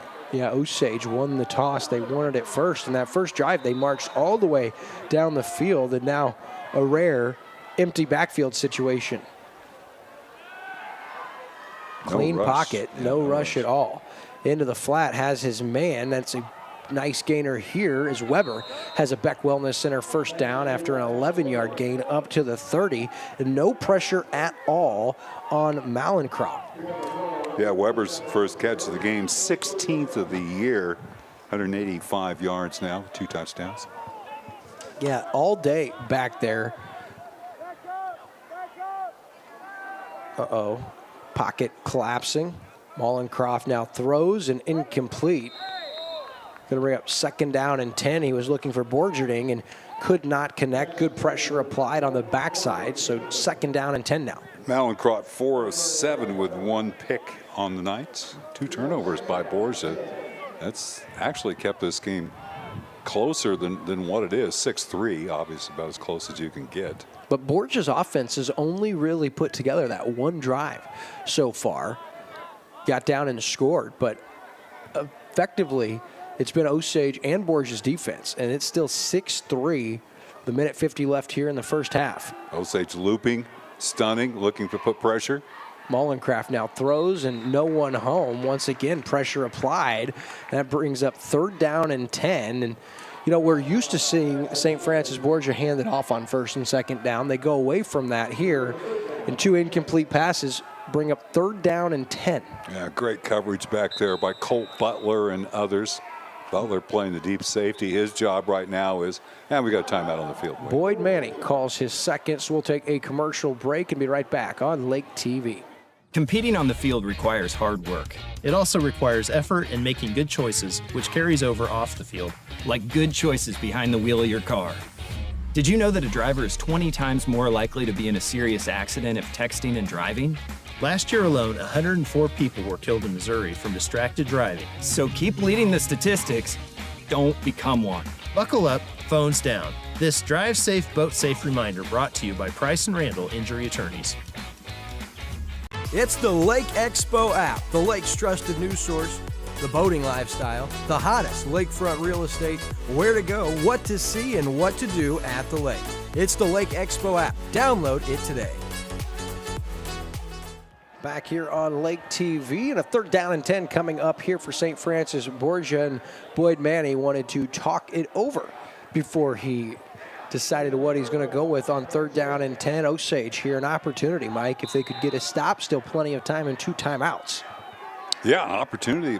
You know, their punter is so good, but you like at least to have the chance. Quarterback draw. It's a well-designed for Molencroft, and he's going to actually be, they gave him a great spot. That's not a good spot. They gave him a very favorable spot. It is a Beck Wellness Center 1st down, but Mike, he was really short when he came up, and the football was on the backside of his body. He was a full half yard shy, but a favorable spot as he needed to get to the 40, and he never got close. No. Well, it's only a break if you take advantage of it, and that's what Borgia is going to be trying to do here. Clock is running. So on 1st and 10 from the 40, Molencroft into the flat. Great catch by Borgerding, and actually that's Weber, rather, and it was a hard throw that led him upfield, but he made a great adjustment, did Weber, to bring that in. At that time, he was trying to, the quarterback, Malencrot, was trying to show like he was winding up to really fire it a long way downfield, but took the 8-yarder. So on 2nd down and 2. Pressure now from Joyner. Molencrot across his body and a strike once again to Weber. That's a Beck Wellness Center 1st down, and that's a thing of beauty throwing across his body. 9-yard pickup. Weber, who was not part of the offense in the 1st quarter, now 3 catches as 52 seconds left in half and 1 timeout left for Borgia. And remember, they've got a very effective kicker as well. Clean pocket. Now it closes. Flag flies. Molencrot finally brought down by Herring. It's a big loss back to the 47-yard line.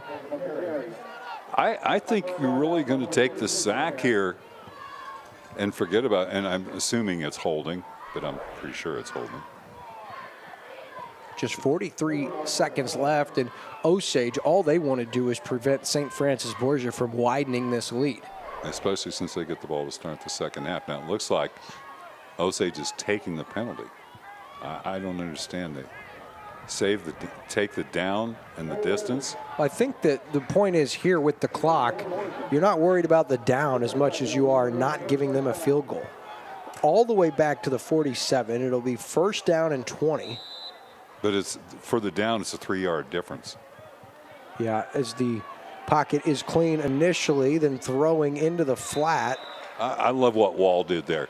Instead of blindly running at the quarterback full speed, Malencrot will make him miss. He'll just sidestep, use his own momentum against him. What he did there is he stopped. Now watch. Wall comes across. He slows down. That makes the quarterback drop his eye and go into panic mode and just throw it away. Yeah, Ethan Wall having a great 1st half here and good play there defensively. So 2nd down and 20 with just 35 seconds left. It's an Osage team that averages nearly 36 points a game, sitting with just 3 here as the 1st half is winding down. Molencrot. Lots of time back there as he extends the play, throws deep, and no one home as he throws out of bounds. Good pressure applied by Langelier. That's going to bring up 3rd down and 20. Yeah, and the seconds ticking away here too. They're not at the moment with the incomplete pass, but the safeties have to know no one deeper than you. And great pressure applied there and forcing the quarterback out of his comfort zone, out of his pocket. Yeah, don't forget the Boonville game on the last play of the first half that came back to bite this Osage Indians team. Borgia in motion. They're going to keep it on the ground to Crooks. Crooks will be dragged down from behind by Jaden Wilkes, and the clock will continue to tick. And now, Osage, no, they keep the clock running. Now you get out of this just down 6-3. But if you're St. Francis Borgia, do you take a shot here? I would think so. Why not? With just make sure there's no time on the clock, right? That might be what they do here is Mollenkrodt. And now we have a timeout from St. Francis Borgia. And I don't know if he wanted to get a better look at what the defense was doing, but we'll take a short commercial break and be right back on Lake TV's Game of the Week. Hey everybody, it's Daryl Cunningham with Slumberland Furniture at the Lake. We're in the middle of our mega sale. That gets you deals in every room of the house. You need to come check out all those great deals. And don't forget, we have 0% interest financing for 36 months. And we deliver the entire lake area. Come see us at Slumberland Furniture during the mega sale where we're bringing happy home.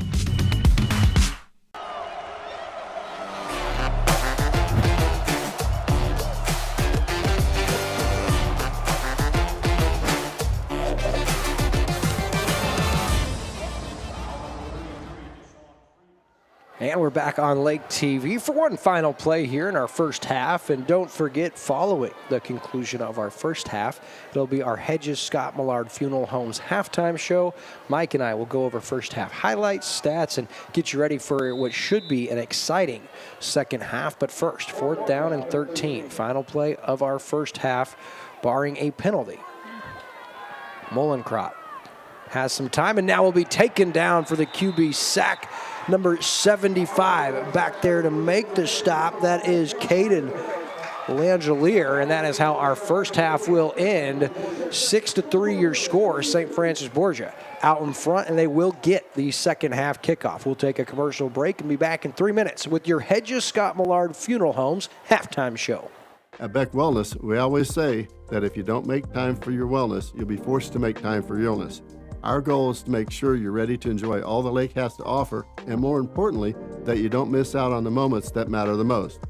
From neuropathy, problems with your feet, hip, or back pain, and even a spinal tune-up. I'll make sure you're set to enjoy the moments that matter the most. I'm Dr. Mark Beck, inviting you to stop by for a consultation.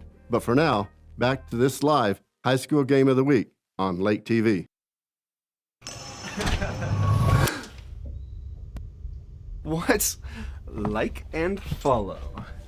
Phones are very distracting.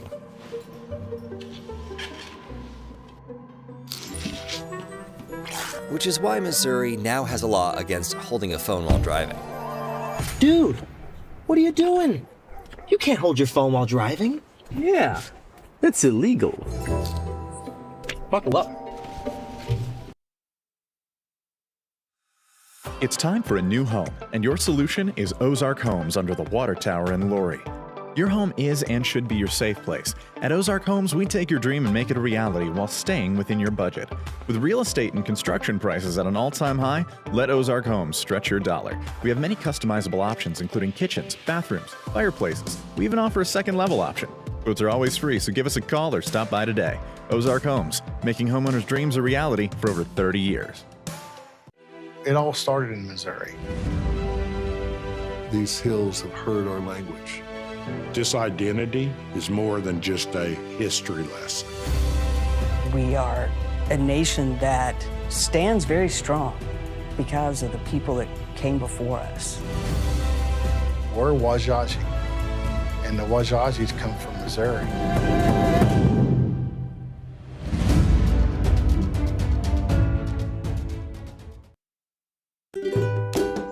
Lake life starts here. At Lake Expo Real Estate, we know that buying or selling a lakefront property is more than just a transaction. It's the beginning of a new chapter. A chapter that we strive to make easy, from listing to closing. In a competitive market, we showcase your property to the masses online with lakeexpo.com, returning unmatched visibility.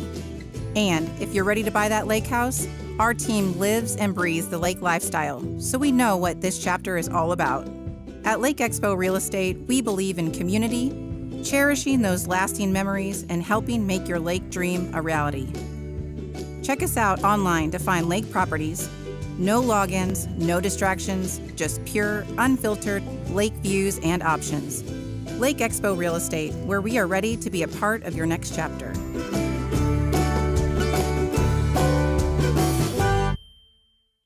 The best year-round dining at Lake of the Ozarks is Tucker Shuckers Oyster and Tap. Open 7 days a week for lunch and dinner. Enjoy our award-winning menu, including our signature oysters. And we serve food until 11, so stop by tonight after the Indians game.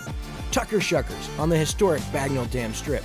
Proud sponsor of Osage Indians football on Lake TV. At New Spring Wellness Center, we understand how hectic life can be and the stress that comes with it. We also understand that your health often gets forgotten about. Whether it's addiction, weight loss, or lack of energy, New Spring Wellness Center offers natural services you won't find other places. From our vitamin IV drips to our laser hair removal and everything else. Naturally better health is our focus at New Spring Wellness Center in Osage Beach. Call now to schedule your free consultation. Life truly is all about memories, but more importantly, those we create those memories with. And at Hedges Scott Millard Funeral Homes, our staff focuses on the families we serve. Maybe you wouldn't necessarily know where to start. Josh showed up from the beginning to the end. He did amazing. I would absolutely recommend them to everybody I know. At Hedges Scott Millard, we understand it's the little things that make a big difference for the families we serve.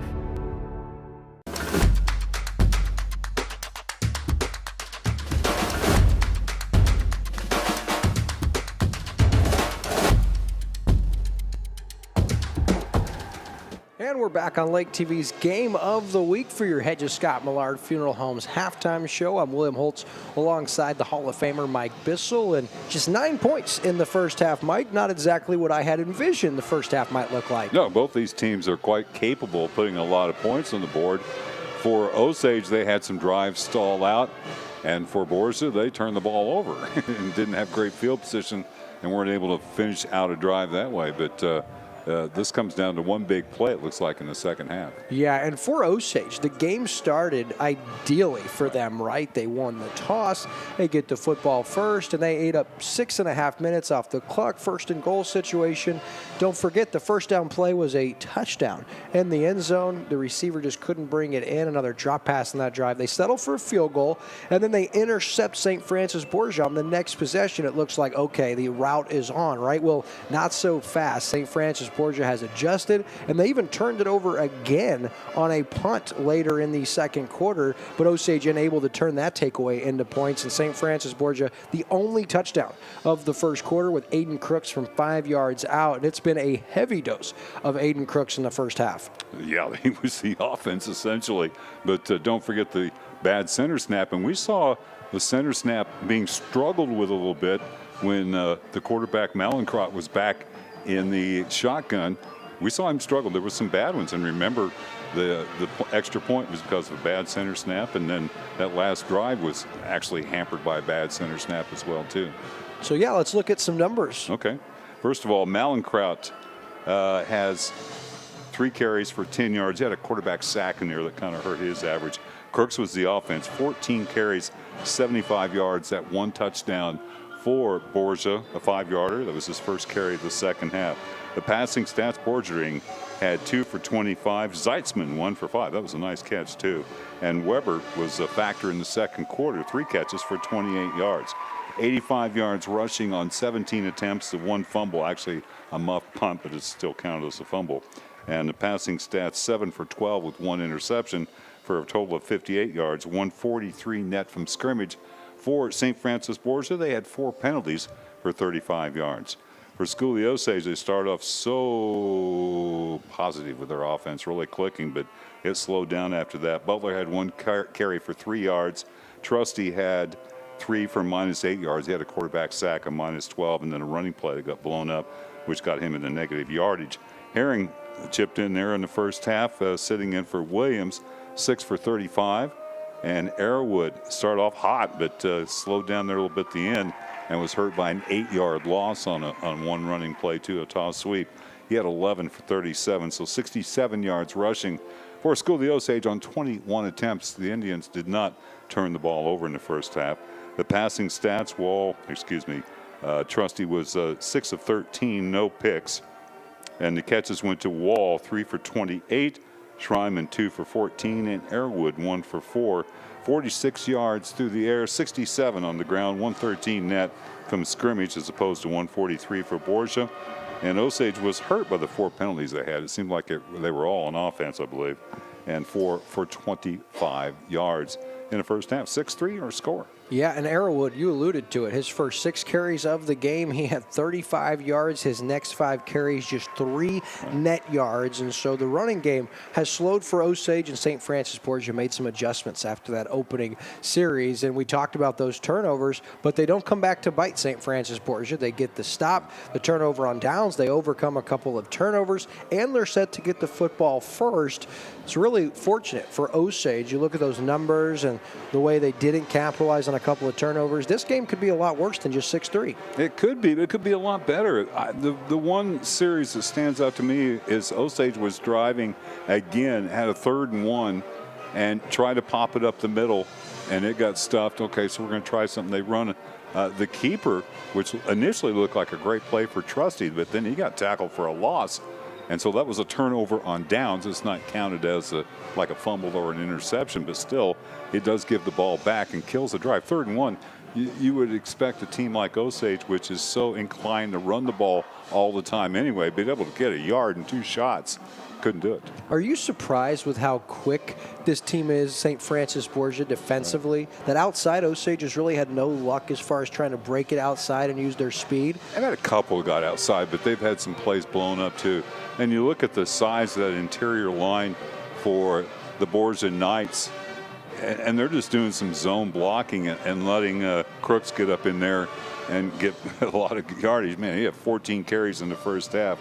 And they split it up really evenly, too. In the first quarter, he had 42, and then 33 in the second quarter. Yeah, I'm a little surprised they're not able to overpower Osage a bit. Osage is not huge up front, and Borgia's got some serious size, so we'll see how it pans out in the second half. What I've really noticed, Mike, is that a lot of times for a high school defense, right, you want to be in on the play when it's on your side of the field. Well, St. Francis Borgia is having guys swarm to the football from across the other side that by the time the play is settling down, there's 6, 7, 8 St. Francis Borgia players there. They just have that motor about them. They don't seem to be getting tired, and so Osage certainly has their work cut out for them in this second half. We'll take a short commercial break. When we come back on our Millard Hedges Scott Funeral Homes halftime show, we'll take a look at our first half highlights.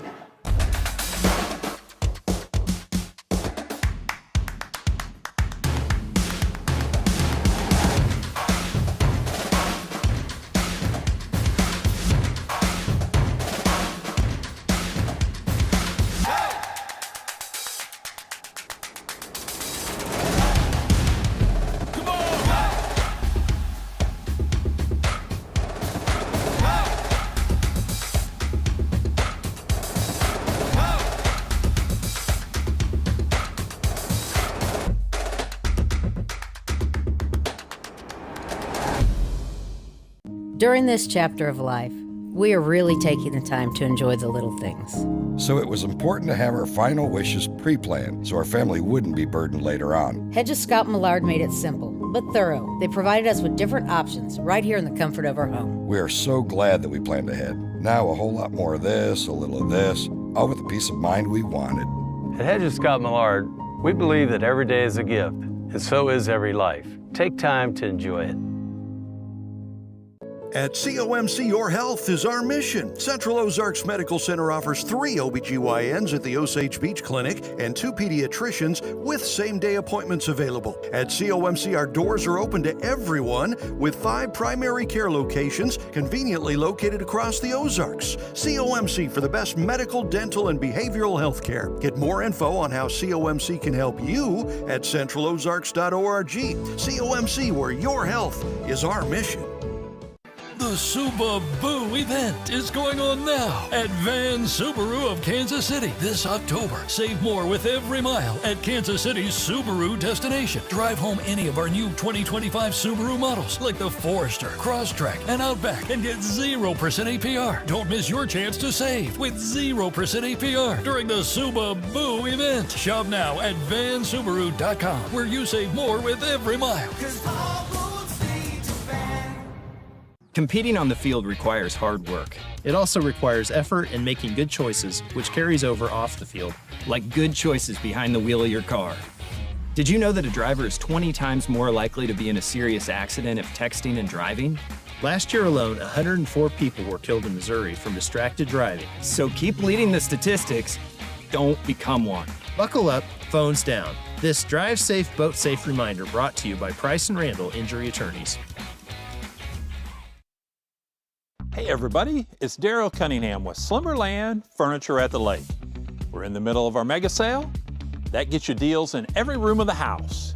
You need to come check out all those great deals. And don't forget, we have 0% interest financing for 36 months. And we deliver the entire lake area. Come see us at Slumberland Furniture during the mega sale where we're bringing happy home. It all started in Missouri. These hills have heard our language. This identity is more than just a history lesson. We are a nation that stands very strong because of the people that came before us. We're Osage, and the Osages come from Missouri.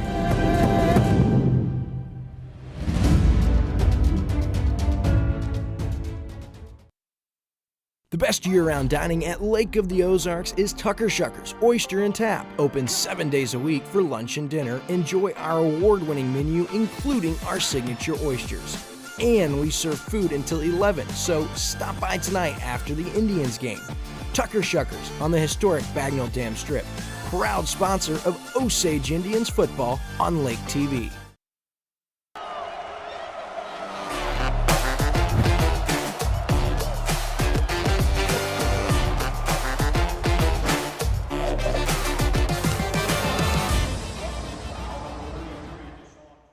We're back here on your Hedges Scott Millard Funeral Homes halftime show, and now we get a look back at our first half stats. Not a lot of them in the first half in regards to scoring, but we'll get a look at how the first half ended up 6-3 as we're about 8 minutes away from our second half kickoff from School of the Osage. And on the first drive, you saw that deflected first down conversion. That was Ethan Wall with a 13-yard completion, and Osage kept it going through the air as Schreiman on the 9-yard grab there. And this drive ended up with a 32-yard Brady Clark field goal again. That had been good from 90. And then on the ensuing series, it was St. Francis Borgia, and it was a pick from Hunter Schreiman, his third of the season, and Osage couldn't do anything with it. They turn it over on downs, and then St. Francis Borgia really ate up a lot of clock with the football in their hands. They even gave it back to Osage. We'll show you here in a minute, but St. Francis Borgia moved the football well, and Mollencraft, we saw, I mean, he could throw, and he had a lot of time back in the pocket in that first half, Mike. It was good coverage for the most part down the field. And that was that big play here, as you saw Borgerding. He's got a lot of athleticism and runs all the way across the field and had 23 yards on that conversion, and that's what set the St. Francis Borgia Knights up for that conversion there with Aiden Crooks from 5 yards out. And Osage down 6-3, could not find a way to stay in field goal range. That QB sack right there knocked him out of Brady Clark field goal range, and no more scoring would be done the rest of the first half, and that's how our score ended up, 6-3. We told you St. Francis Borgia is going to get the football first to start this second half.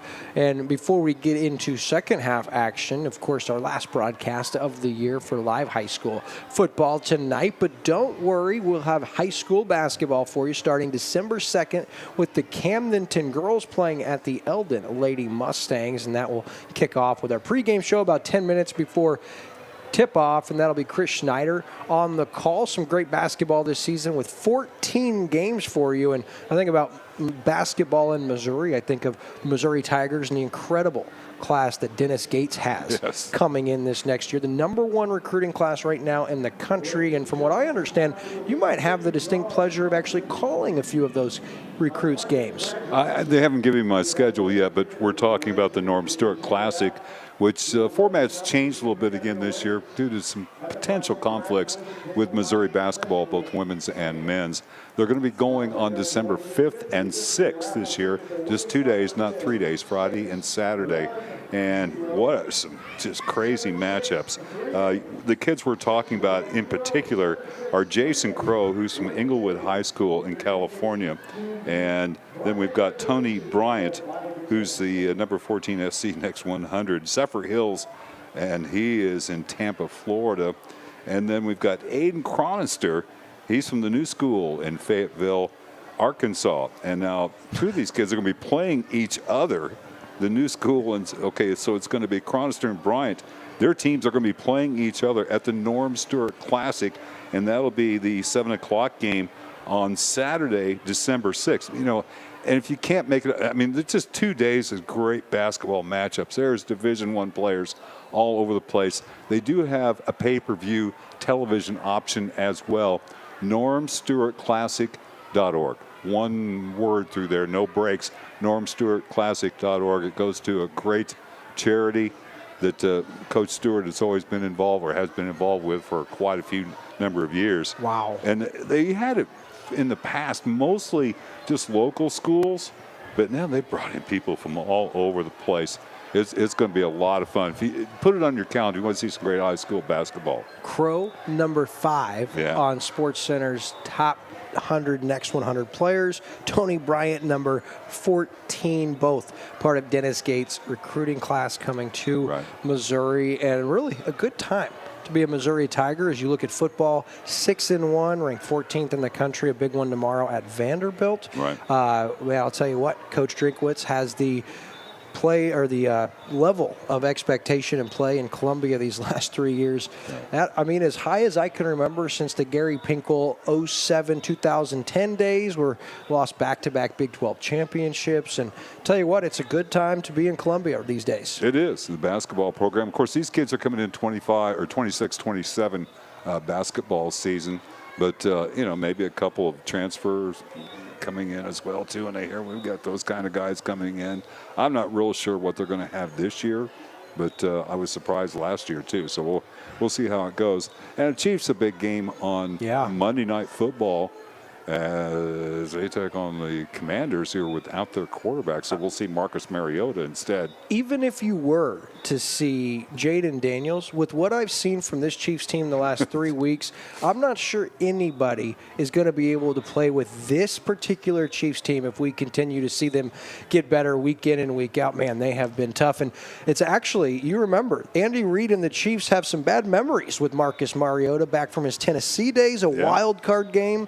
They led big time in that game, and Mariota brought the Titans all the way back, including throwing a touchdown pass to himself. Yes, I remember that very, very Sorry, well. Mike, I shouldn't have. Hey, I can bring up some Buffalo memories. You can. No, I'm just kidding. You know, it's the way it goes. He made some plays, and it was a game that Alex Smith, that would kind of ended his career for the Kansas City Chiefs. You know, you put that much draft capital into Patrick Mahomes, he was going to be playing after that first year, and the contract ran out for Alex Smith. I got a update for you for the Camdenton fans maybe watching. They're playing at Southeast tonight, but they're a big, I think it's like 35-0 in the first half in that one, and they desperately needed that. Maybe they'll get some momentum rolling as they head into district playoffs. They have a tough assignment. They'll play at Jefferson City next week, regardless of how tonight shakes out. And so for Sales, we'll have a road matchup, and Eldon, believe it or not, they may be headed on the road depending on how things end tonight. They had a tough draw as well. Yeah, and playing Boonville tonight, that's probably not a good outcome for Eldon. Versailles is down 40-0 at their Sherwood tonight. and they're going to finish up 0-9. They'll have a tough draw in the opening round of district. But still, exciting second half of football right around the corner. St. Francis Borgia leads your Osage Indians 6-3. The Knights will get the football first to start our second half, but still, 2 quarters of play for the Osage Indians to come back and get their 7th win as they prep for Week 10 with a bye, as they try to get playing their best football headed into the district playoffs, and that's true for them. It's also true for St. Francis Borgia, who has a 3-point lead. So we'll take a commercial break as we conclude our Hedges Scott Millard Funeral Homes halftime show. We'll have the second half kickoff on Lake TV right after this. At New Spring Wellness Center, we understand how hectic life can be and the stress that comes with it. We also understand that your health often gets forgotten about. Whether it's addiction, weight loss, or lack of energy, New Spring Wellness Center offers natural services you won't find other places. From our vitamin IV drips to our laser hair removal and everything else. Naturally better health is our focus at New Spring Wellness Center in Osage Beach. Call now to schedule your free consultation. Life truly is all about memories, but more importantly, those we create those memories with. And at Hedges Scott Millard Funeral Homes, our staff focuses on the families we serve. Maybe you wouldn't necessarily know where to start. Josh showed up from the beginning to the end. He did amazing. I would absolutely recommend him to everybody I know. At Hedges Scott Millard, we understand it's the little things that make a big difference for the families we serve. Back here on Lake TV for our final game of the week in 2025, and it's been an outstanding 13th season. A big shout out to our incredible crew. It's looked a little different this year, and we're real happy with our staff. Of course, the addition of Brady Ford on our field cam. I just about called him Brady Clark. You're in school of the Osage, and you say the name Brady, you think Brady Clark, but Brady Ford been a great addition. Devin Humiston been with us this season. Sierra Smith, of course. Michelle Kitchen tonight running graphics and scoreboard. Spencer Wall on instant replay. The man, the myth, the legend. David Leatherberry on our top angle camera. And, of course, our technical director and production supervisor, Andrew Evans, in his 13th season doing Lake TV high school football. And of course, I'm William Holtz, joined by the Hall of Famer Mike Bissell in our 3rd season here together on Lake TV. How did we already get through 3 seasons of high school football? And you haven't slapped me or you know? Not a chance. Not a chance, my friend. And I almost feel like we've been bad luck for Osage. They've only lost 2 games, and we've had both of them. That's right. Of course, we've had 2 wins for them as well. So tonight we'll find out if we're good or bad luck as Brady Clark kicks away, and St. Francis Borgia returns it from inside the 10-yard line. And some room, but nice job sealing the edge. Out there was Robert Dubbs. On the return was Jeremiah Bowman, the junior. And St. Francis Borgia will start with it 1st and 10 at their own 29-yard line. Yeah, when you kick the ball that far and you don't have 4-3 guys running downfield to cover it, it looks like there's a lot of running room, but Osage was in their lanes. It just takes a while to get down that far down the field, and they stop it at the 29. Well, only 9 points in that first half. Yeah, that doesn't happen very often. First down, a little delayed handoff, and Osage was ready. Delayed run blitz defensively, and they shut the hole on it quick in there on the stop. Yeah, it looked like he was trying to think, oh, I'm going to fake the draw here, but then went ahead and handed it off, and Osage pretty stout there in the middle. Yeah, good start for them, and heavy dose of Aiden Crooks in the first half. 14 carries for him in that first half. Wallencroft outside, Crooks with the carry, cuts back across and stays on his feet, but Osage stays home and limits him to 3 yards. Butler, good job while he was on the ground there to reach up and just get enough of his ankle to trip him up and hold him. He had cleared to the outside. Looked like he was going to pick up serious yardage there, Wayne. Yeah, mark my words, Mike. Next season, the junior, Colt Butler, will be one of the best players in the Tri-County Conference. Look forward to that. 3rd down and 5. Big play here in the early going of our second half. Molencraft delayed handoff outside and nothing doing as Osage stays home and gets the stop. First man there, big number 66 for the Indians. Landon Robbins. Having a great senior campaign, and that goes for a 2-yard loss, and that's going to bring up a punt situation. That's a big start for this Indians defense. Yeah, because you say, okay, we mentioned several times in the first half, and Borgia gets the ball to start the second half. When you neutralize that, you feel like you've gotten a big break, and you made your own break.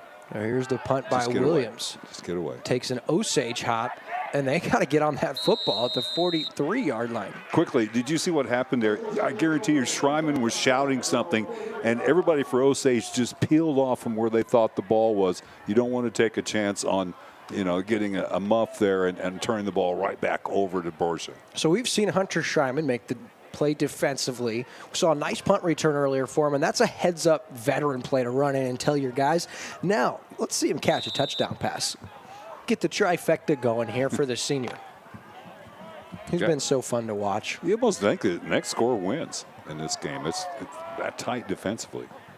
So on first down, quick handoff to Arrowwood. Lowers his head, keeps those legs moving, and he'll be stopped at the 47-yard line, but a nice gain of about 3, maybe 4 on first down. And for Osage, we saw that passing to start the game. It looked like Maverick Trusty converted on his first 4 passes, and then the drops started coming.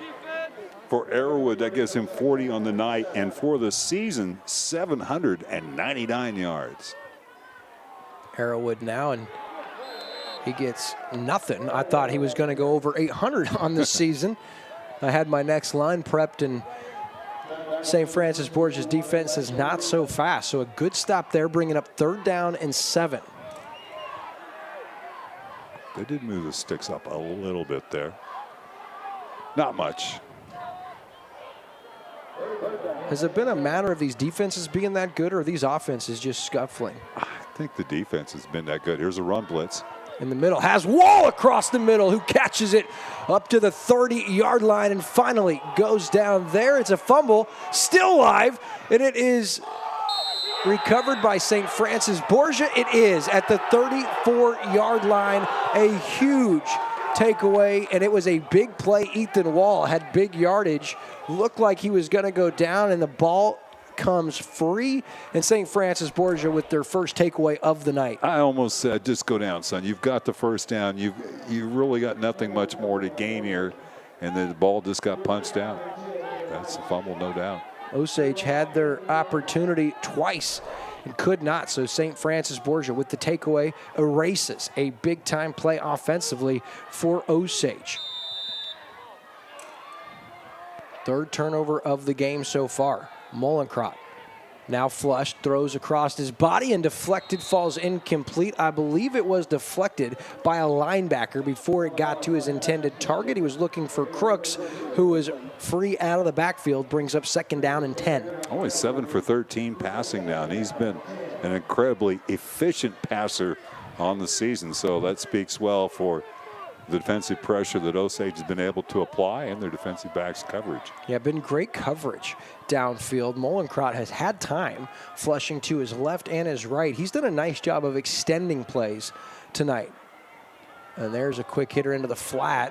Has his favorite target. Look out, big yardage here across the 50, inside the 40, and Borgerding all the way down to the 25-yard line. That's good for 41 yards, a Beck Wellness Center first down, and Borgerding shows you why he's been the favorite target. That play could have been stopped. A couple of missed tackles brought on by the athleticism of Borgerding, and 41 yards later, it's 1st down and 10, St. Francis Borgia. Yeah, they caught that in a seam, and he was at a full head of steam. There's Crooks now, lowers his head, still on his feet, inside the 10, all the way down to the 5-yard line. It's a 20-yard Beck Wellness Center first down.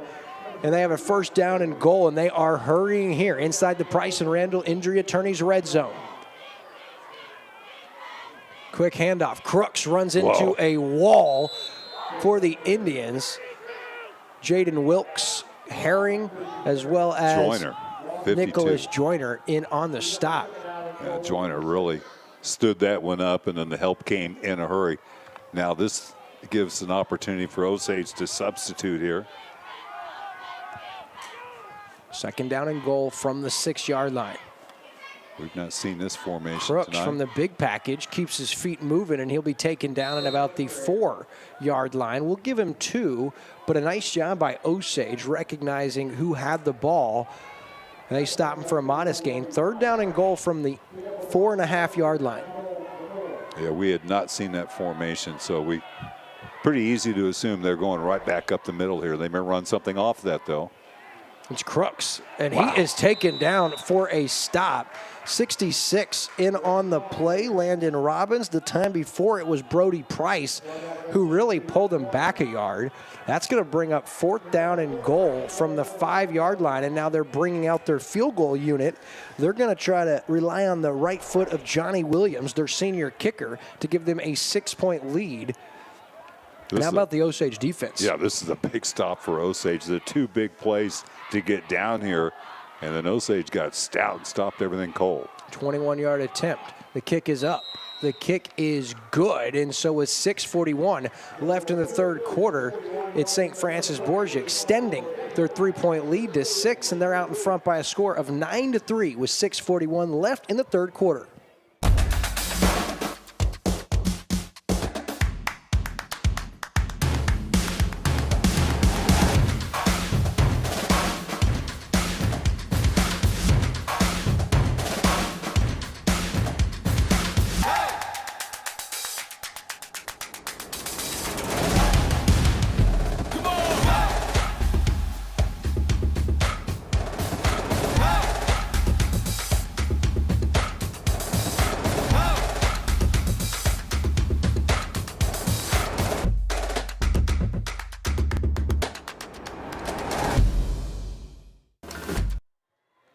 Back here on Lake TV's Game of the Week, where not a lot of scoring so far, as St. Francis Borgia had a golden opportunity. First down and goal from the 5-yard line, and they end up gaining nothing and settling for a 22-yard field goal. Yeah, and after the turnover, the fumble by Osage, you had the 41-yarder to Borgia, and then Crooks had the 20-yard run, but then Osage stopped it cold. Williams, wow. Kick, yeah, that one is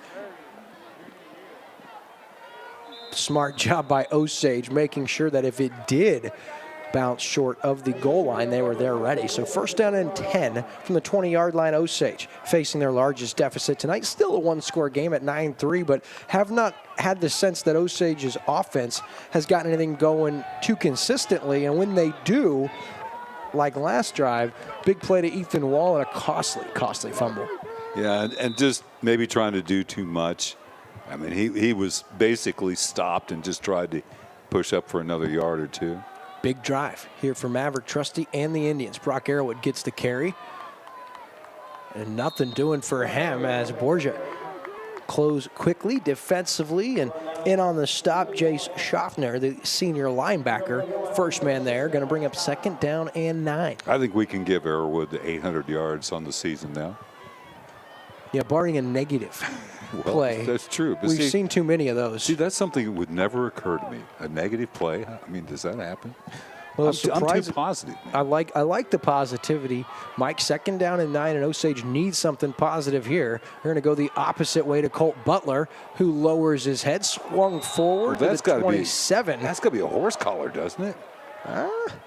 Maybe so. They don't throw anything. So third down and short upcoming after the 7, maybe 6-yard gain for Colt Butler as we get another look here. That's a horse collar, dude. I'm sorry. Oh, sure is. It started out as a clean tackle, but as he brought him down, his hand grabbed firm control of that nameplate. Yeah. Inside.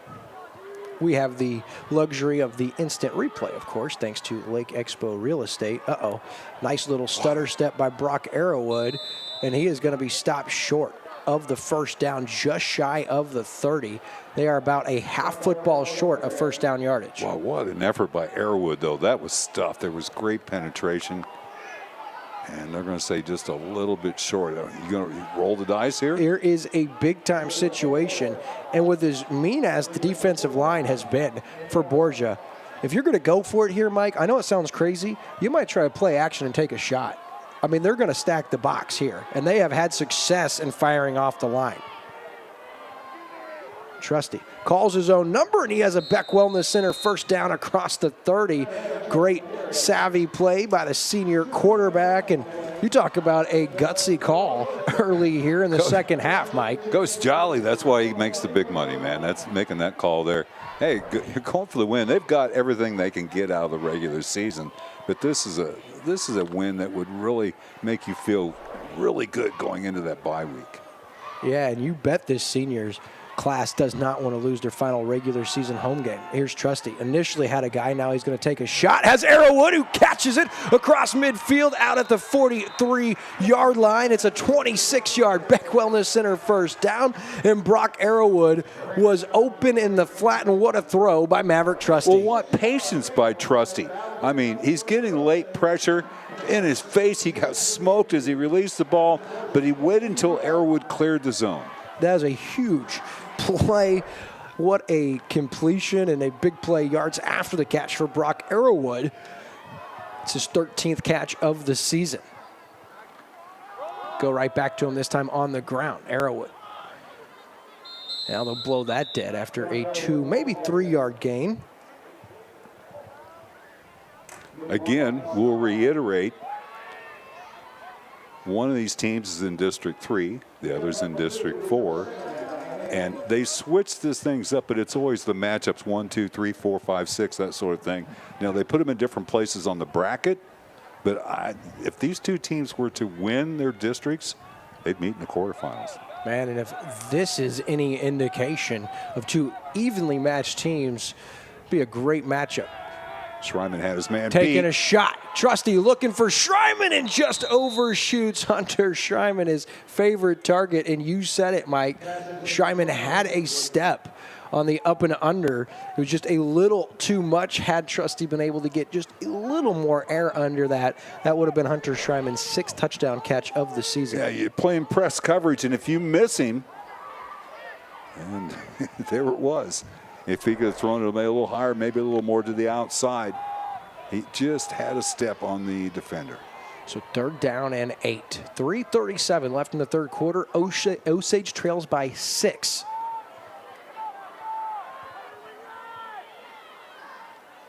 They hand it to Herring, and he is going to go nowhere. He loses 5 yards, going to bring up 4th down and 11 after the negative play. And from the 44-yard line, you know, there with the ball at the 40-yard line, Mike, you get 5 yards, you almost have a shot at a field goal. And remember, they had a quarterback sack earlier that took them out of field goal range. That's just a couple of missed blocks there on the line. Never allowed that play to get going.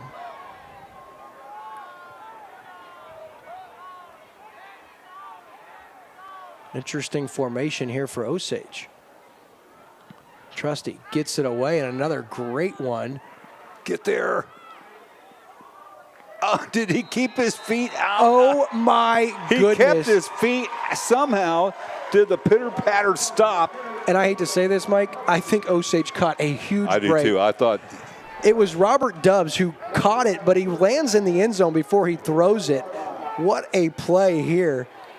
We couldn't see it but what a job by Eric Murphy and Robert Dubbs. It gets no better than that effort there. And now for St. Francis Borgia, they're backed up inside the 1. Well, if they spot this ball correctly, the ball should actually be on the goal line because the front edge of the ball should be the spot.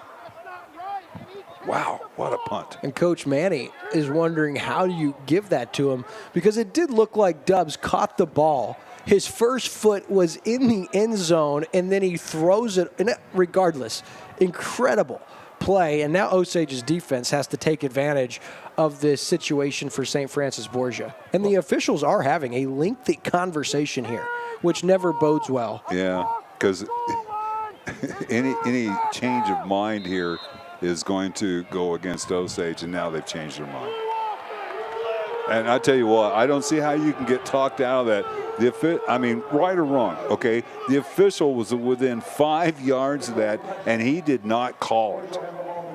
Yeah, I don't know how you do overrule the guy that was right there. We'll get one more look at it here as we take a look at, does Dubbs' foot ever hit out? No, no, absolutely not. No. That was actually a clean play. Osage got robbed on that. What a play. Wow. You could teach college and pro cover men something on that play. That was well done, and you hate to see it taken away for the Osage Indians. You make a classic play like that would have had them inside the 1 yard line, and that was. Yeah, we'll be able Coach to. Jolly's out there still talking to the officials. Hey, why don't you talk about it some more? Maybe you'll change your mind again. Yeah, that was not a favorable call for the home team, and you take away just such an athletic play, but now you still have to come out and get a stop. First down and 10, Crooks with the carry. Makes the first guy miss. Look out, Aiden Crooks now across midfield. It's a foot race inside the 40, inside the 30, inside the 20. Finally taken down from behind at the 7-yard line. It's going to be a massive 72. gain. Yeah, 72-yard back Wellness Center first down, and St. Francis Borgia first down and goal from the 8. They've got it inside the Price and Randall Injury Attorneys red zone. And if they can, and that puts them in automatic field position here, and another field goal even would make it a 2-score game. Wow, that hurts. First down and goal from inside the 10-yard line. Jumbo package here. That back was in motion. They give it to an up man. Give it to number 55, and he's going to be taken down at about the 2-yard line. Luke Mounty. Yeah, the senior. He's listed as a lineman at 6'3", 220, but gets the carry there, and he has 4 yards. Second down and goal from the 3. That back's in motion. I'm sorry. He was in motion before the snap. That's a fumble. Jaden Wilkes is off and running. The official says he is down, but Osage believe they had it. Mounty, you give it to a lineman, I wouldn't be surprised to see a fumble. He's had rushing attempts this year before. That's not a new thing. He never had that. That ball's out. That is so out. That is 2 back-to-back terrible calls that Osage has to find a way to overcome here. Third down and goal from the 2. It's a play action. Looking for his man in the end zone. Incomplete, in and out of the hands. He had his man. That was Tyler Woodall. Put a little too much mustard on it, and Woodall could not convert. Maybe that's a little poetic justice. Yeah, but still, you like their chance of their field goal kicker making this. Still a full quarter in a minute, plus it would make it a 2-score game, but another victory of Osage's defense could keep this to a field goal and maybe even a block or a miss. Ooh, boy, that was right there. That's why you got to meet it with your hands. Williams in to attempt the kick. Looks and good. He is true from 19 yards. The field goal is good for the second time tonight, and St. Francis Borgia now up 12-3 with just 1:02 left in the third. We'll take a commercial break and be right back on Lake TV. At Beck Wellness, we always say that if you don't make time for your wellness, you'll be forced to make time for your illness.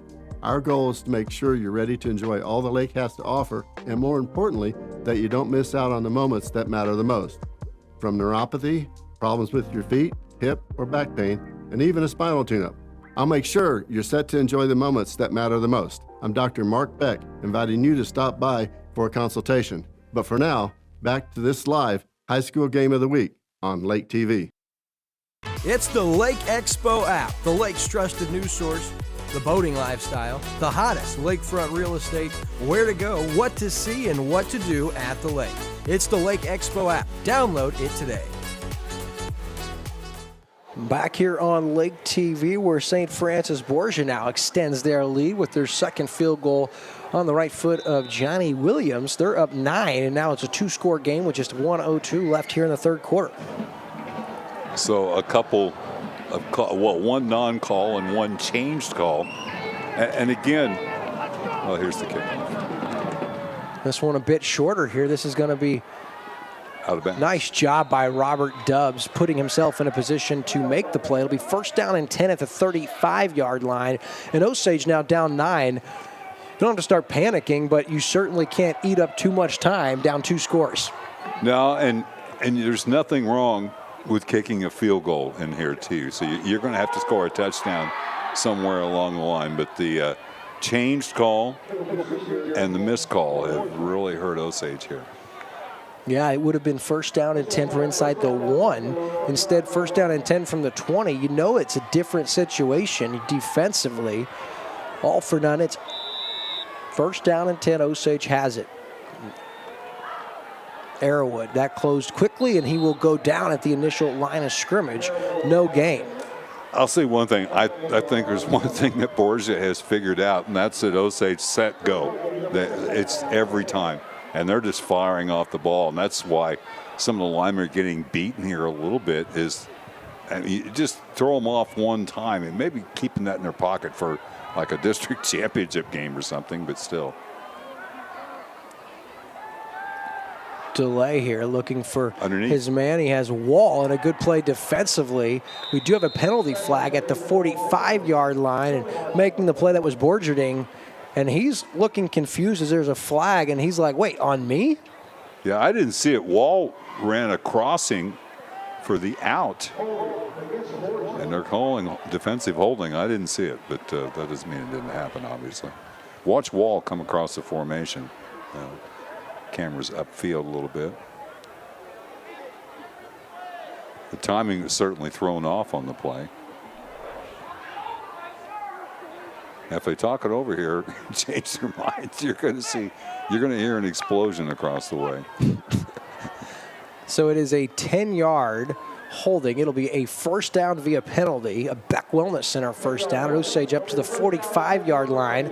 Just 26 seconds left here in the 3rd quarter, but Osage will take that. Yeah, 1st down, moving on. And I think Wall was held as he ran that crossing. I looked up kind of late to where he was at.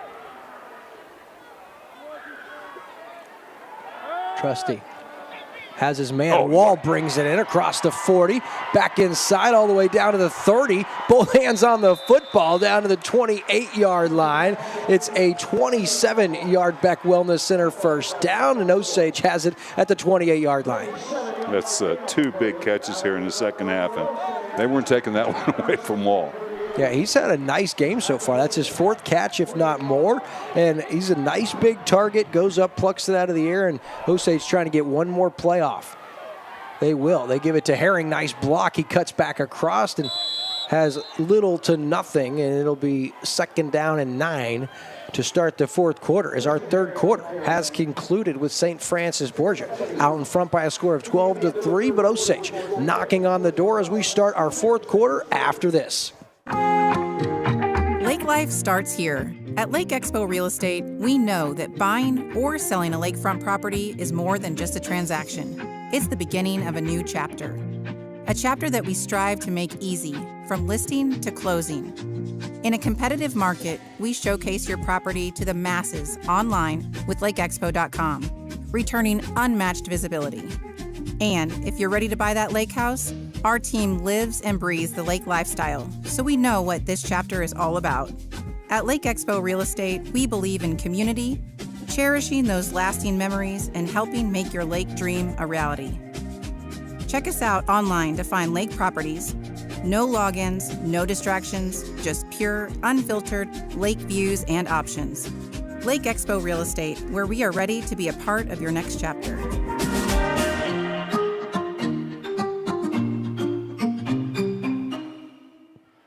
Back here on Lake TV for our game of the week, and it's Osage with the football, 2nd down and 9 at the St. Francis Borgia 27-yard line.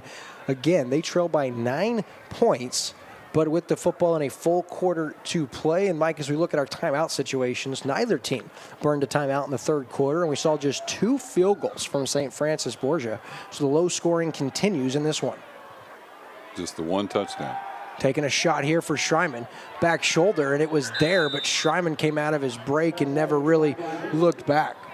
He got hooked a little bit when he came out of his break, too, and that's what got that shoulder lean, as you see. He was trying to come back to that ball. Ball falls incomplete. You've noticed them trying to feature Schreiman at times tonight. One of their favorite plays. Well, it's their best against Osage's best. Borgia has covered him all night, single coverage. Now they got him over the top here. And for Osage, 3rd and 9, you can't run here and get stuffed because 4th down and 9 is tough. You have to try to get at least half of this. And you can't take a sack. Trusty throws behind his man, and a great catch by Brock Arrowwood at the 19-yard line. They spot him. And here comes the official. Now, I think they might give him 1st down yardage. They do. They spot it at the 18-yard line. It's a Beck Wellness Center 1st down. They're still looking around like they're going to measure there. It's a 1st down where he has the football sitting. I think that's a good mark. Maybe a little long, but he did catch that ball and then retreat a little bit. I don't know what they're waiting on. It's a Beck Wellness Center 1st down, and it is Osage with it inside the Price and Randall Injury Attorneys red zone. What's going on now? A penalty? I've never seen it. You pick the holding on the defensive holding, so you'll take. Sure, you say forget the measurement. Let's just take the 10-yard penalty, get the 1st down, and it's at the 17. So Osage indeed inside the Price and Randall Injury Attorneys red zone, 1st down and 10, and didn't do a great job of allowing anyone here to know what was going on, did they? Yeah, I didn't see. You don't see an official just randomly pick a ball up and start running backwards with it. But 1st down. Here's Arrowwood inside the 15, holding on to the football. Bring up 2nd down and 10. And it's worth noting here, Osage inside Brady Clark field goal range. A field goal would cut it to a 1-score game, but if you're Osage, you're certainly thinking 6. Right, you want the touchdown and then the field goal, touchdown, extra point, then the field goal would give you a 13-12 lead. So you'll take either one here. Obviously, you much prefer the touchdown now.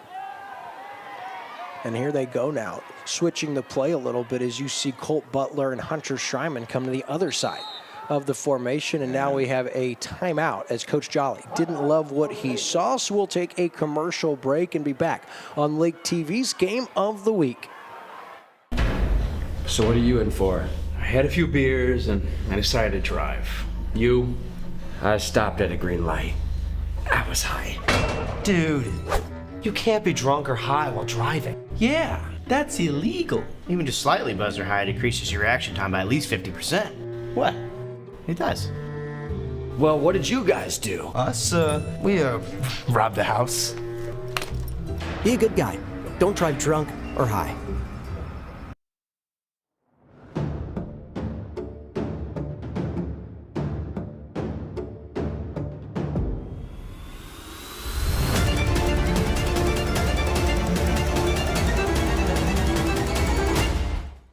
Back here on Lake TV with 11 left in this one. Osage trails by 9. Before I forget, congratulations to the Eldon Lady Mustang golf team, state champions. Yeah, Class 2 state champions, and pretty cool. And also Versailles had their first state female qualifier in program history. Mia something. I feel bad now. I can't remember her name. Well, I brought it up without any rehearsal on our part. Sorry about that.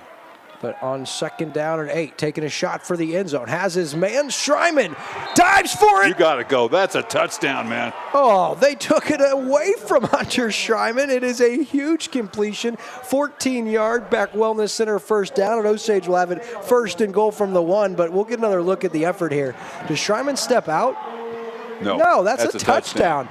These officials must be, well, I'll be careful. 1st down and goal from the 1. Trusty into the end zone for the score. Touchdown, absolutely. Oh, my goodness.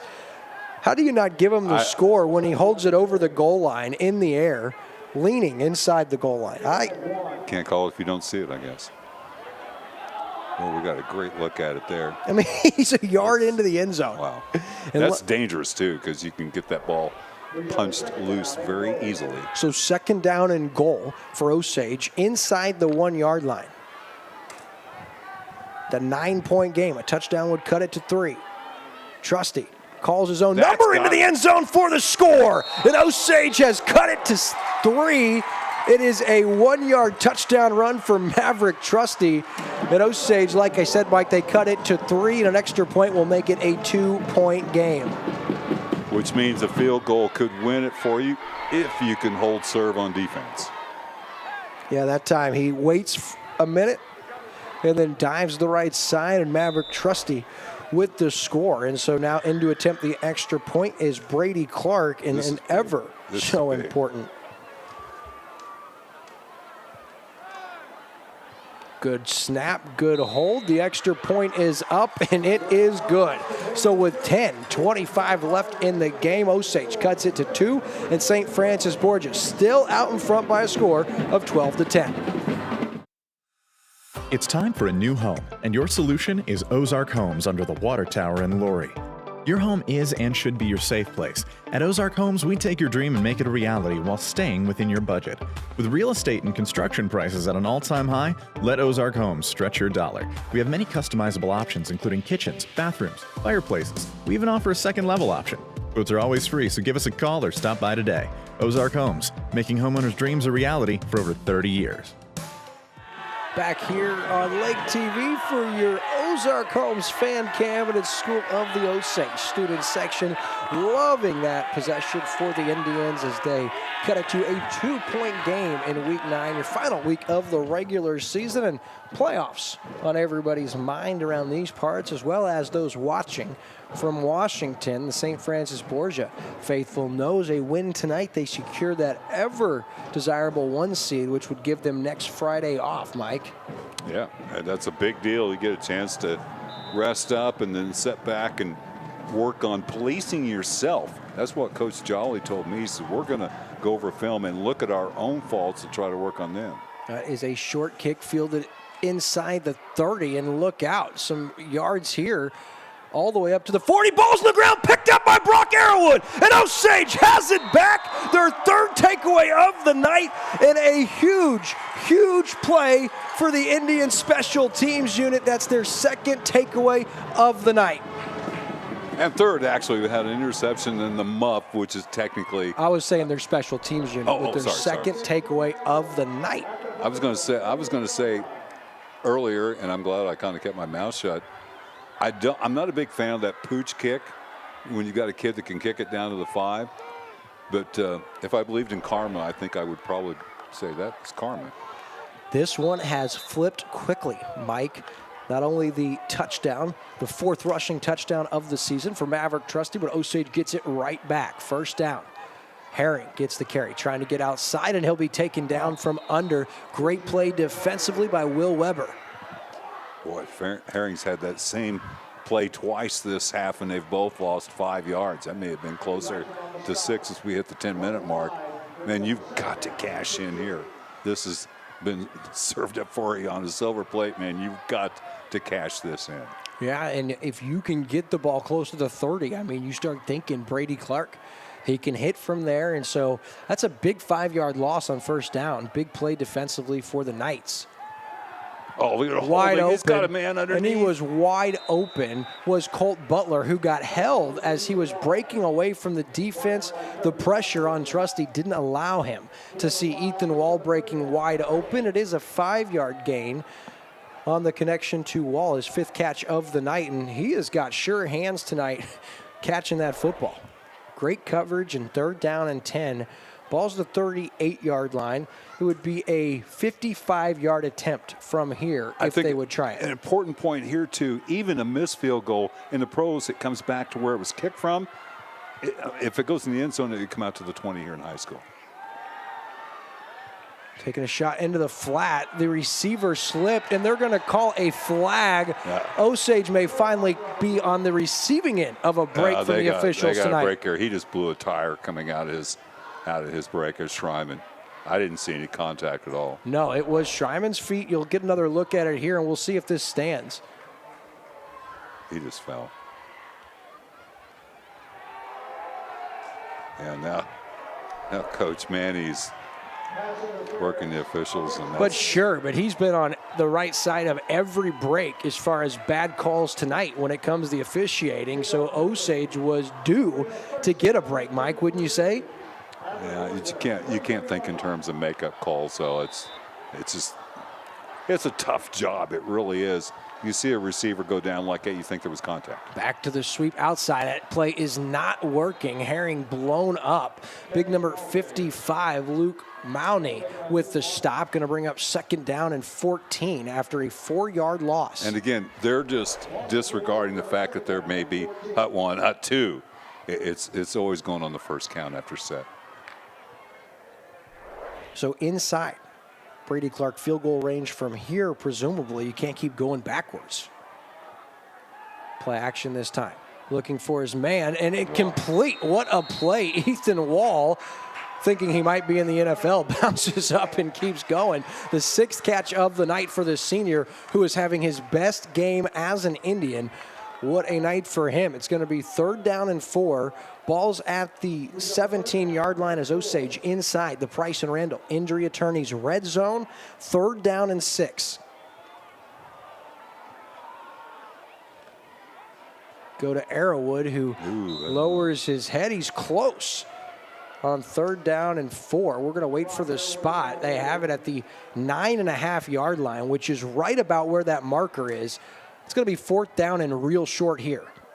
Now decision time. Yeah, I was going to say, this is why you make the big money here. Here's where you should try the hard count. Yeah, or go on 2 or 3, because I guarantee you they'll jump. So 4th down and 1. What a game we have for you here. 7:15 left. Trusty under center. And it worked. Oh, they didn't call it. Oh, my. And now Osage has to use their 2nd timeout. And I'm not so sure that it wasn't an offsides. A timeout called by Osage, their 2nd of the half, with 7:07 left in this one. Osage, a big-time decision coming up after this commercial break. It all started in Missouri. These hills have heard our language. This identity is more than just a history lesson.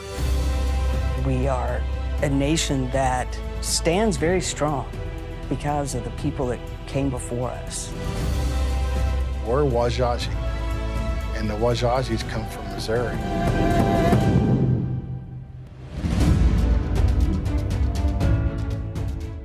It's the Lake Expo app, the lake's trusted news source, the boating lifestyle, the hottest lakefront real estate, where to go, what to see, and what to do at the lake. It's the Lake Expo app. Download it today. Back here on Lake TV and decision time for Osage, but I think we have our decision as Brady Clark comes out, and on the season, it's worth noting he is 4 for 5 coming in tonight. He's already converted from 22 yards, so 5 for 6 on the season, and this will be from 31 yards out, and to give Osage the lead. Nathan Grohl will snap. Robert Dubbs will hold.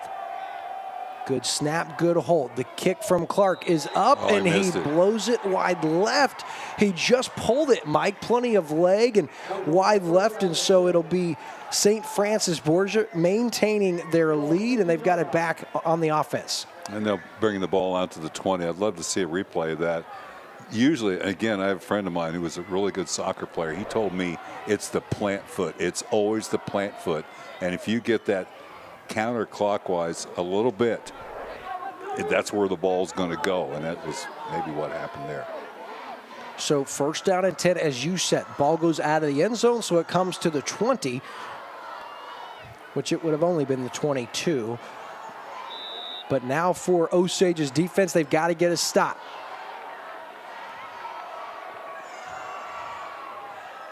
Crooks gets the carry and keeps those legs moving. He has about 3, maybe 4, 5 officially. It keeps those legs churning, man. I'll tell you what, a hard-nosed running back is Aiden Crooks, having a great night tonight at 75 yards in the first half and well over that total in the second half. Well, on 2 carries, he had 92. The rest of it was pretty pedestrian. 1, 4, -2, 0, 1, -1, and 5.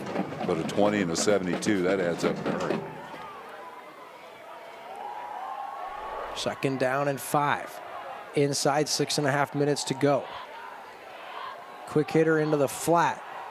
Schreiman out there. Borgerding goes down. Arrowwood comes in and helps clean it up. It's a 1.5-yard loss, and really good job of containing by Schreiman. Even though he didn't make the stop, he forced Bergerding back towards the initial line of scrimmage and outside where Brock Arrowwood was there. So huge 3rd down and 7 here.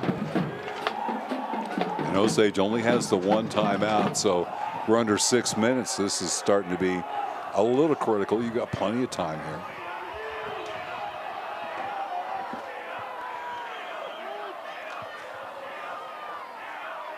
Bolencroft keeps it on the ground. Crook's trying to get outside, and he won't. What a Huge play there. time stop. Joyner, Nicholas Joyner, what a play, dude. And a 1-yard loss, and Osage's defense needed a stop, and they come up with it. Are you surprised on 3rd down and 8 they ran the football? A little bit, yeah. They've had success throwing the ball, and they've been able to get their quarterback time. Obviously, he has weapons. Joyner was in the backfield when that ball was handed off. What a play, and that brings up 4th down and 8, and Osage now going to get the football right back. Back at his 45 is Hunter Schreiman. Williams, the punt. It's a good one away from Schreiman and goes out at about, well, I don't know where this guy's running. Somebody's going to get the. Where is he going? You got to come up. Okay, You got to come way up. See, there's a guy. Okay, here he goes. Yeah, but who's he aiming off of? So 47, which is real close to where I had. I had about midfield. Of course, we can't see where it comes over the boundary. Well, the point is, the back judge will point at an angle where the ball went out. And so the side judge then will walk up, and where they intersects, that's where the ball's going to be spotted. But the back guy just ran upfield. He was just guessing there. So Osage has it at their own 47-yard line.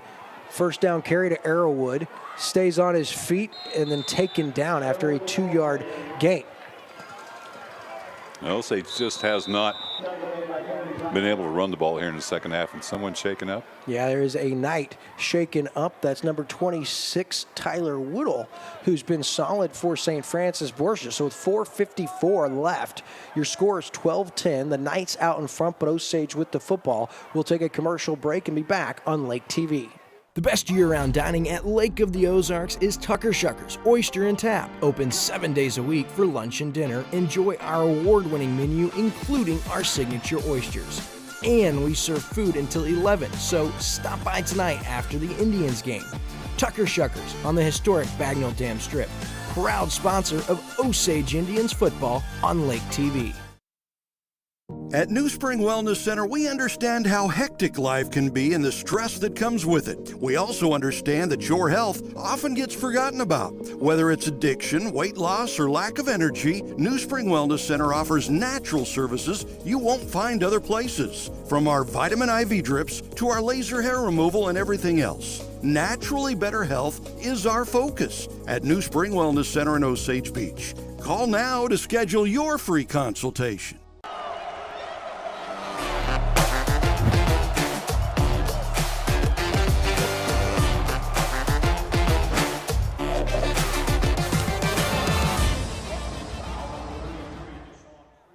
Back here on Lake TV as a good sign as Tyler Woodle able to come off the field on his own accord. But 2nd down and 7, inside 5 minutes to go. Well, realistically, to give Brady Clark a chance at redemption here. You can't lose any yards. No, you can't lose any yards for sure, but they need about 25 here. Oh, I thought from there, a 67-yarder, you got a shot. But I don't know, man. 2nd down and 7. Little play action, looking for Arrowwood in the flat. He has him, and that is caught up to about the 44-yard line. We'll say the 46, so we'll give him 4 yards on the completion. Going to bring up 3rd down and 3. Trailing by 2. That's a big play right there, Mike. Yeah. To still get 4 yards out of that. I like what Maverick did there, too. Just made that little subtle move back just to give himself a fraction of a second longer to deliver that ball and deliver it accurately. So big 3rd down and 3 and 4 down territory here for Osage. Arrowwood gets the carry. Full head of steam. Brock Arrowwood inside the 30. Will mark him down at the 30. It's a 16-yard Beck Wellness Center 1st down, and Osage in business here.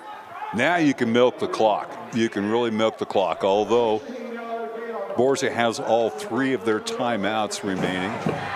Yeah, but 5, he didn't get a very good spot there, did he? Another 5 yards, and you think you have a very realistic chance at getting a field goal for the win.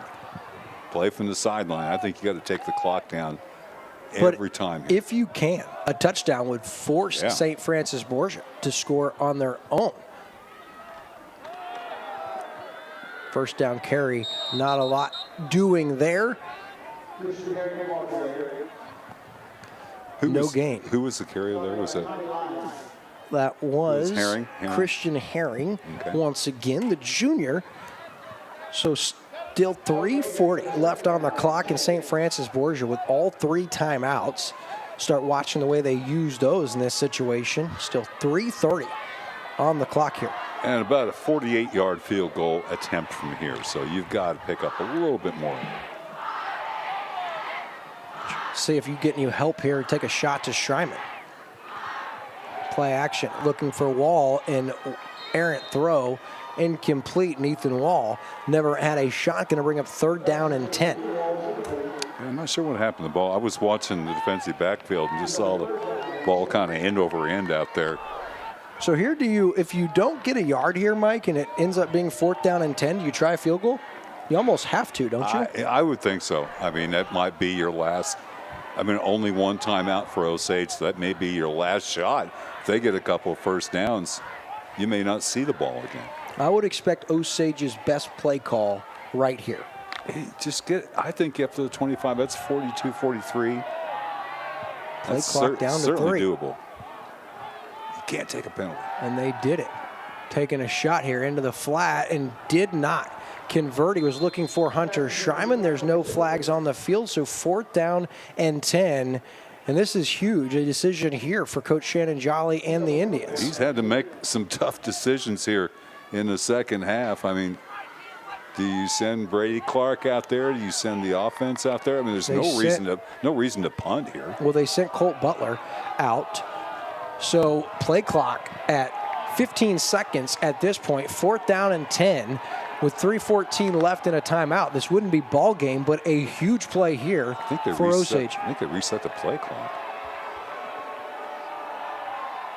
Trusty steps up, takes a shot into the end zone, and there is a flag inside the 5-yard line. It's going to be defensive pass interference. A 15-yard penalty will move it to the 15-yard line. Osage got a big break because 2 receivers ran to the same spot, which drew a crowd right at the goal line as Trusty steps up, had to throw it. You can't take a sack, and that was just a tackle there as going down was Christian Herring.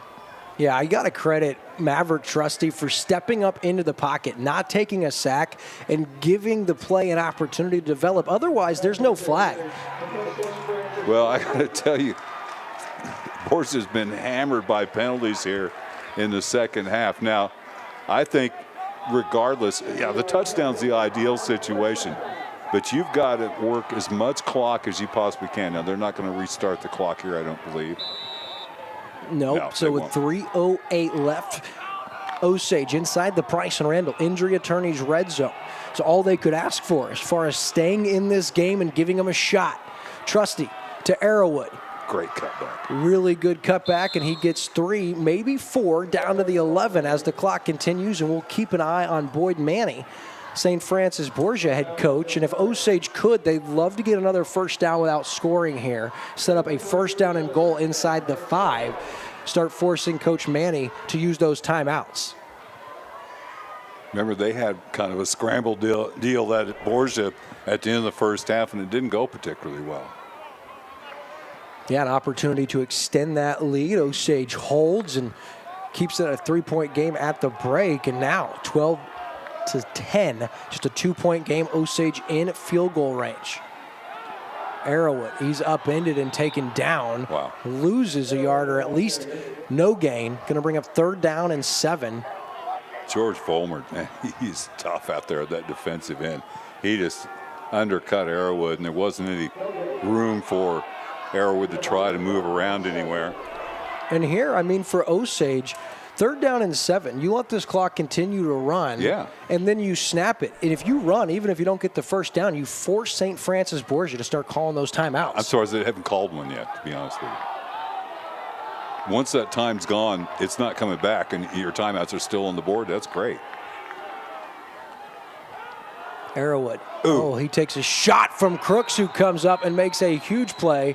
Coach Manny runs in and calls his first timeout with 1:37 left. And so ball's at the 14-yard line, and that's going to be a 31 or 32-yard Brady Clark field goal attempt on the other side of this break. We'll be back on Lake TV after this. At COMC, your health is our mission. Central Ozarks Medical Center offers 3 OBGYNs at the Osage Beach Clinic and 2 pediatricians with same-day appointments available. At COMC, our doors are open to everyone with 5 primary care locations conveniently located across the Ozarks. COMC for the best medical, dental, and behavioral health care. Get more info on how COMC can help you at centralozarks.org. COMC, where your health is our mission.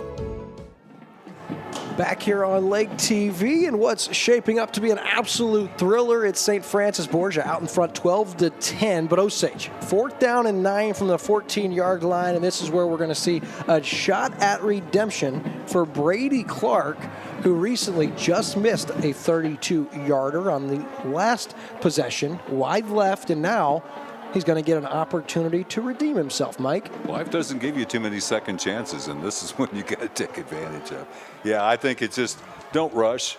You know you've got plenty of leg from here. Just get that plant foot down straight.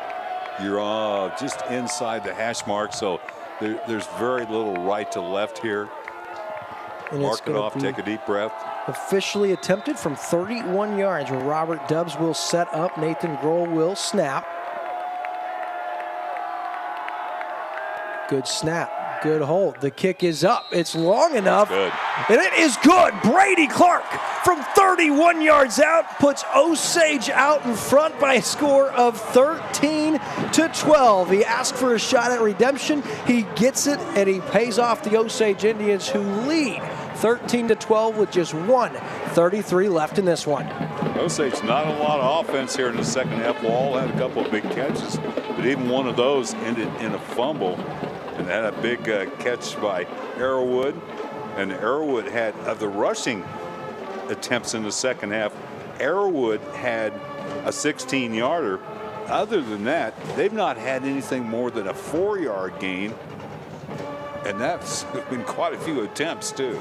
Now for St. Francis Borgia, be interesting to see what Osage elects to do here on this kickoff, because we've seen Osage both kick it deep, we've seen them kick it short, and for St. Francis Borgia, they're down just 1. We know they have a good field goal kicker in Williams. They got 1:33 on the clock and 2 timeouts and trail by just 1. Yeah, this is desperation time for Borgia. Again, they're like 3.9 points ahead of the 5th place team in the district. So this could be a big fall. Now, if they lose, they're only losing by 1 point, so that's only 1 point. And does it consider the competition? I mean, that Osage is state ranked on the road? Well, it considers a record. So there's your answer. It is a shallow one, fielded at the 25, and Crooks has it up to the 37-yard line, and so that's where St. Francis Borgia will get it. At the 37-yard line, you'd think they want to get it to at least the 20 to have a shot here for Williams. And so 1:28 and 2 timeouts. This is all you could ask for if you're a football fan. You know, we had some real yawners early in the season, but including this game, our last 3 have all been very exciting. Yeah, Osage at Boonville, a last-minute thriller. Last week, California and Eldon, a back-and-forth battle decided in the 4th quarter. And here now, Osage and St. Francis Borgia in a thriller. First down, quarterback run, calls his own number, and a good gain on first down. Mollenkrai all the way up to the 48-yard line. It's a Beck Wellness Center first down and a 12-yard gain. And hadn't seen that too many times at all tonight. And he's over 500 yards rushing on the season. He hasn't had a lot tonight. Osage has contained him. taking a shot on first down into the flat, and that is caught at the 47-yard line. That's caught by Zeitzman, the senior. We'll give him 6 yards, going to bring up second down and 4. That's his second catch of the night, and they've used very little clock here to get in plus territory. Yeah, quick hitter to the flat, and yeah, just about 30 seconds off the clock here to get it all the way down to the 47. Mollenkrodt. Look at holding on the pocket, and they defensive call end. It incomplete, and we'll wait to see where the flag is. This could be defensive holding in the secondary. Yeah, there was, as Tournier was trying to turn the corner here, he was being locked up, but I didn't see the flag in the backfield, defensive backfield, until after the play was over. Apparently that'll be against Osage. So do they call it against Osage, or do they say illegal man downfield? They do call it against Osage, and so that's going to move it all the way down to the 37-yard line with 1:02 left here. First down and 10. St. Francis Borgia, still 2 timeouts to utilize. First penalty of the second half, and it was a big one. First down. Now flushed, rolls, throws, incomplete. Great pressure applied by Who's there? Ethan Wall. Who's there? Who was that thrown to? Nobody, but I don't see Coach Jolly barking at the official. So Lane Mollenkrodt has had clean pockets most of tonight, and he got some pressure applied there. And yeah, there's nobody there. Knight anywhere close, and I don't know if he was out of the pocket. And I really don't even know how that rule works at the high school level. Again, we're so used to NFL rules. Mollenkrodt, plenty of time. Throws downfield, picked off. Colt Butler has it. He's got it across the 30. Just go down, son. All the way up to the 39-yard line. And Colt Butler, the sophomore, has delivered the nail into the coffin with 45 seconds left. Unbelievable play by the sophomore. You talk about redemption, Mike. You'll remember he had a touchdown pass he dropped in the first quarter on the first drive that could have come back to haunt the Osage Indians. And here, an incredible play defensively. It goes for his 3rd pick on the season, and this one should deliver the nail into the coffin. Yeah, I think Borgia got a little greedy there. They had a lot of stuff going on positive and probably needed maybe 15 yards at most to get it within reasonable field goal position. Still 2 timeouts for Borgia. Have to protect the football. Arrowwood. Stay in bounds. Nice job cutting back.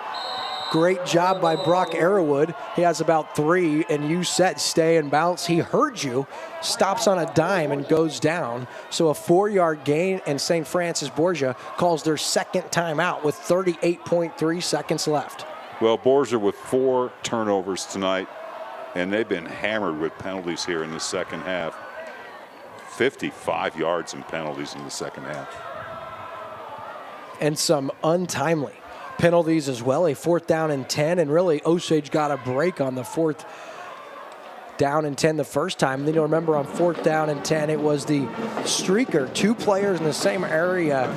Maverick Trusty extended the play, steps up in the pocket. They get a pass interference call that ends up getting it into Brady Clark field goal range, who converts from 31 yards out with 1:37 left. And Osage, who found themselves down 12-3 starting our 4th quarter, have scored the last 10 points, Mike, and you mentioned how big the extra point was on their touchdown and how big it was if the field goal could win it for them. And now you look back at that missed extra point for St. Francis Borgia to start on the bad snap. Boy, that's looming large at this point. Right. I tell you what, I wonder, and I can't help but wonder, these guys know what's going on. They know there's a good chance they could play Osage again. I wonder if Borgia was kind of keeping their playbook a little simple here. Delayed draw. Brock Arrowwood goes down, and now Boyd Manny calls his final timeout with 30.9 seconds left. Take a knee. Clock runs out. That's a ball game. Just take a knee here. Go to your victory formation. Final timeout. They have no way of stopping the clock. An unbelievable ball game tonight here on Lake TV. Barring something insane, Osage will get their 7th win of the season. They'll take that 1 seed in winning fashion to end the regular season, and they'll be trick-or-treating next Friday while the rest of their district is squaring off to try to see who they'll play. And an unbelievable finish for the Indians, who they were down, but they were never out, Mike. They just hung in there. I mean, there were times when it looked like, especially when they got the running game going, you thought, oh boy, this is going to fall apart. But again, the penalties just really hamstrung Borgia in the second half, and then it's hard to get away with 4 turnovers. Yeah, and that was something I was going to say, Mike, is the 4 takeaways. Borgia was able to really limit what Osage did with those. No points off turnovers in the first half, even with 2. But in the second half, huge takeaways by the Osage defense. The latest on a Colt Butler interception should end it. Just 1 quarterback knee. They can't stop the clock. I mean, just they need to go. Well, Coach Jolly still. He needs to get off the field. He's going to call a timeout, I think. He wants a timeout. Yeah, I don't know how they let him be out there on the field. Well, like he was trying. I don't know why he couldn't just tell the side judge there on his side, but he wants. No, he doesn't. No, he doesn't want a timeout. It looked like a timeout to me, but just take the knee. Victory formation, Maverick Trusty. Oh, come on. At his ball game, as Osage comes from behind in thrilling fashion. They beat St. Francis Borgia. Your final score tonight will be Osage 13 and the Knights from Washington, Missouri, St. Francis Borgia 12. We'll take a commercial break in just a minute and be back with your Van Subaru post-game show. I'll be down on the field, talk with Coach Jolly and tonight's Save Mo Lives Player of the Game. We'll be back on Lake TV after this. Life truly is all about memories, but more importantly, those we create those memories with. And at Hedges Scott Millard Funeral Homes, our staff focuses on the families we serve. Maybe you wouldn't necessarily know where to start. Josh showed up from the beginning to the end. He did amazing. I would absolutely recommend him to everybody I know. At Hedges Scott Millard, we understand it's the little things that make a big difference for the families we serve. Competing on the field requires hard work. It also requires effort and making good choices, which carries over off the field. Like good choices behind the wheel of your car. Did you know that a driver is 20 times more likely to be in a serious accident if texting and driving? Last year alone, 104 people were killed in Missouri from distracted driving. So keep leading the statistics. Don't become one. Buckle up, phones down. This Drive Safe, Boat Safe reminder brought to you by Price & Randall Injury Attorneys. Hey everybody, it's Daryl Cunningham with Slumberland Furniture at the Lake. We're in the middle of our mega sale. That gets you deals in every room of the house. You need to come check out all those great deals. And don't forget, we have 0% interest financing for 36 months. And we deliver the entire lake area. Come see us at Slumberland Furniture during the mega sale, where we're bringing happy home. At Beck Wellness, we always say that if you don't make time for your wellness, you'll be forced to make time for your illness. Our goal is to make sure you're ready to enjoy all the lake has to offer, and more importantly, that you don't miss out on the moments that matter the most.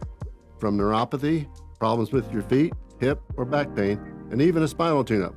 I'll make sure you're set to enjoy the moments that matter the most. I'm Dr. Mark Beck, inviting you to stop by for a consultation. But for now, back to this live high school game of the week on Lake TV.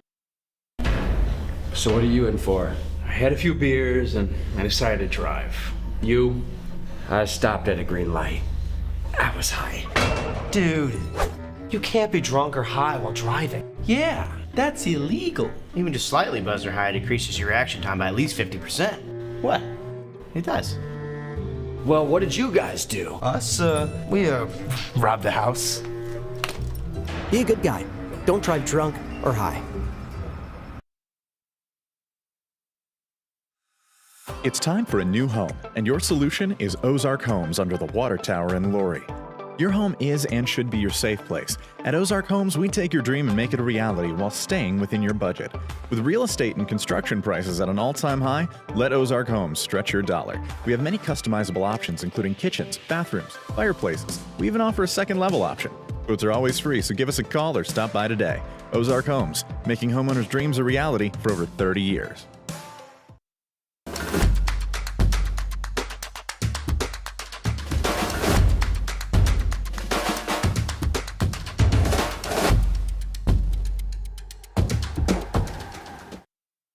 Here on our Van Subaru post-game show at School of the Osage, where Osage victorious 13-12. Coach, how about those Osage Indians? Tell you what, we fought back, had a lot of adversity, but that's why we wanted a game like this in Week 9 to make sure that we had that inside. And what a great tribute to these seniors, and a good end to the regular season. So we got a lot of work to do. We got a week off next week, but we're going to be getting after it to make sure we're ready to go. Coach, you told me how good this opponent was throughout the week. You weren't kidding, but for your team to find a way in a gritty performance to get a W, what does this say about these guys? Well, I mean, I think we found that out even in Week 1 and Week 2, right?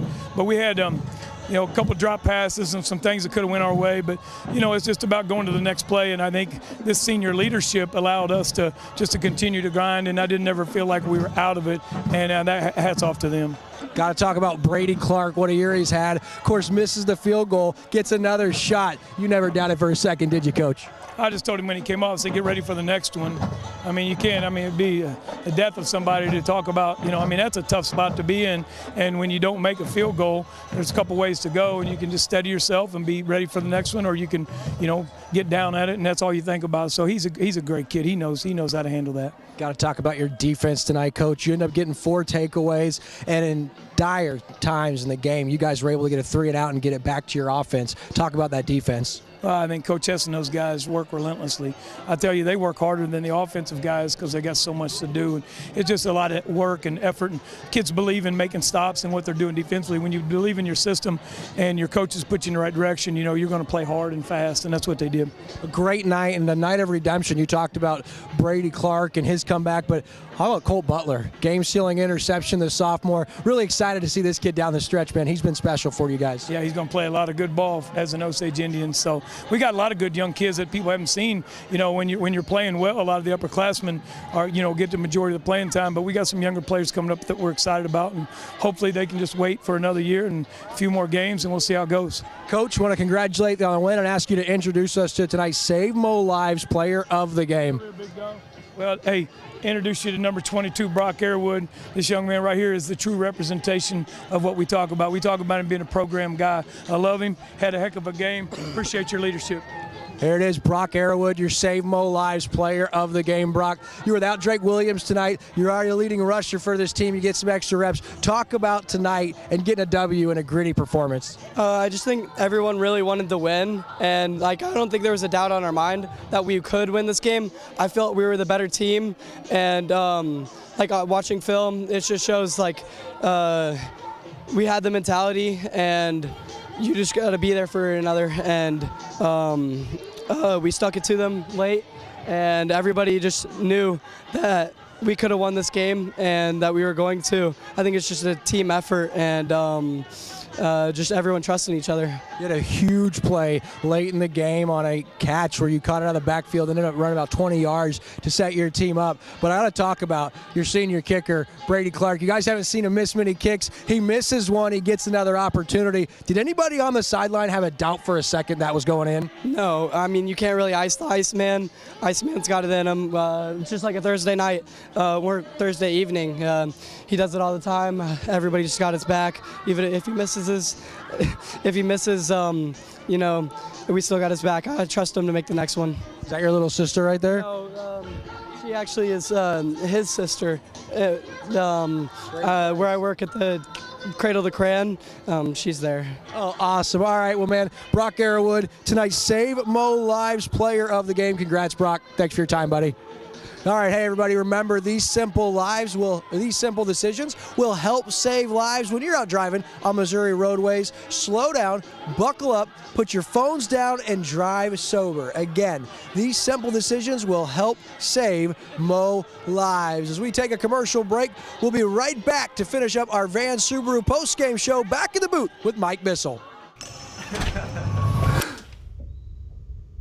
What's like and follow? Phones are very distracting.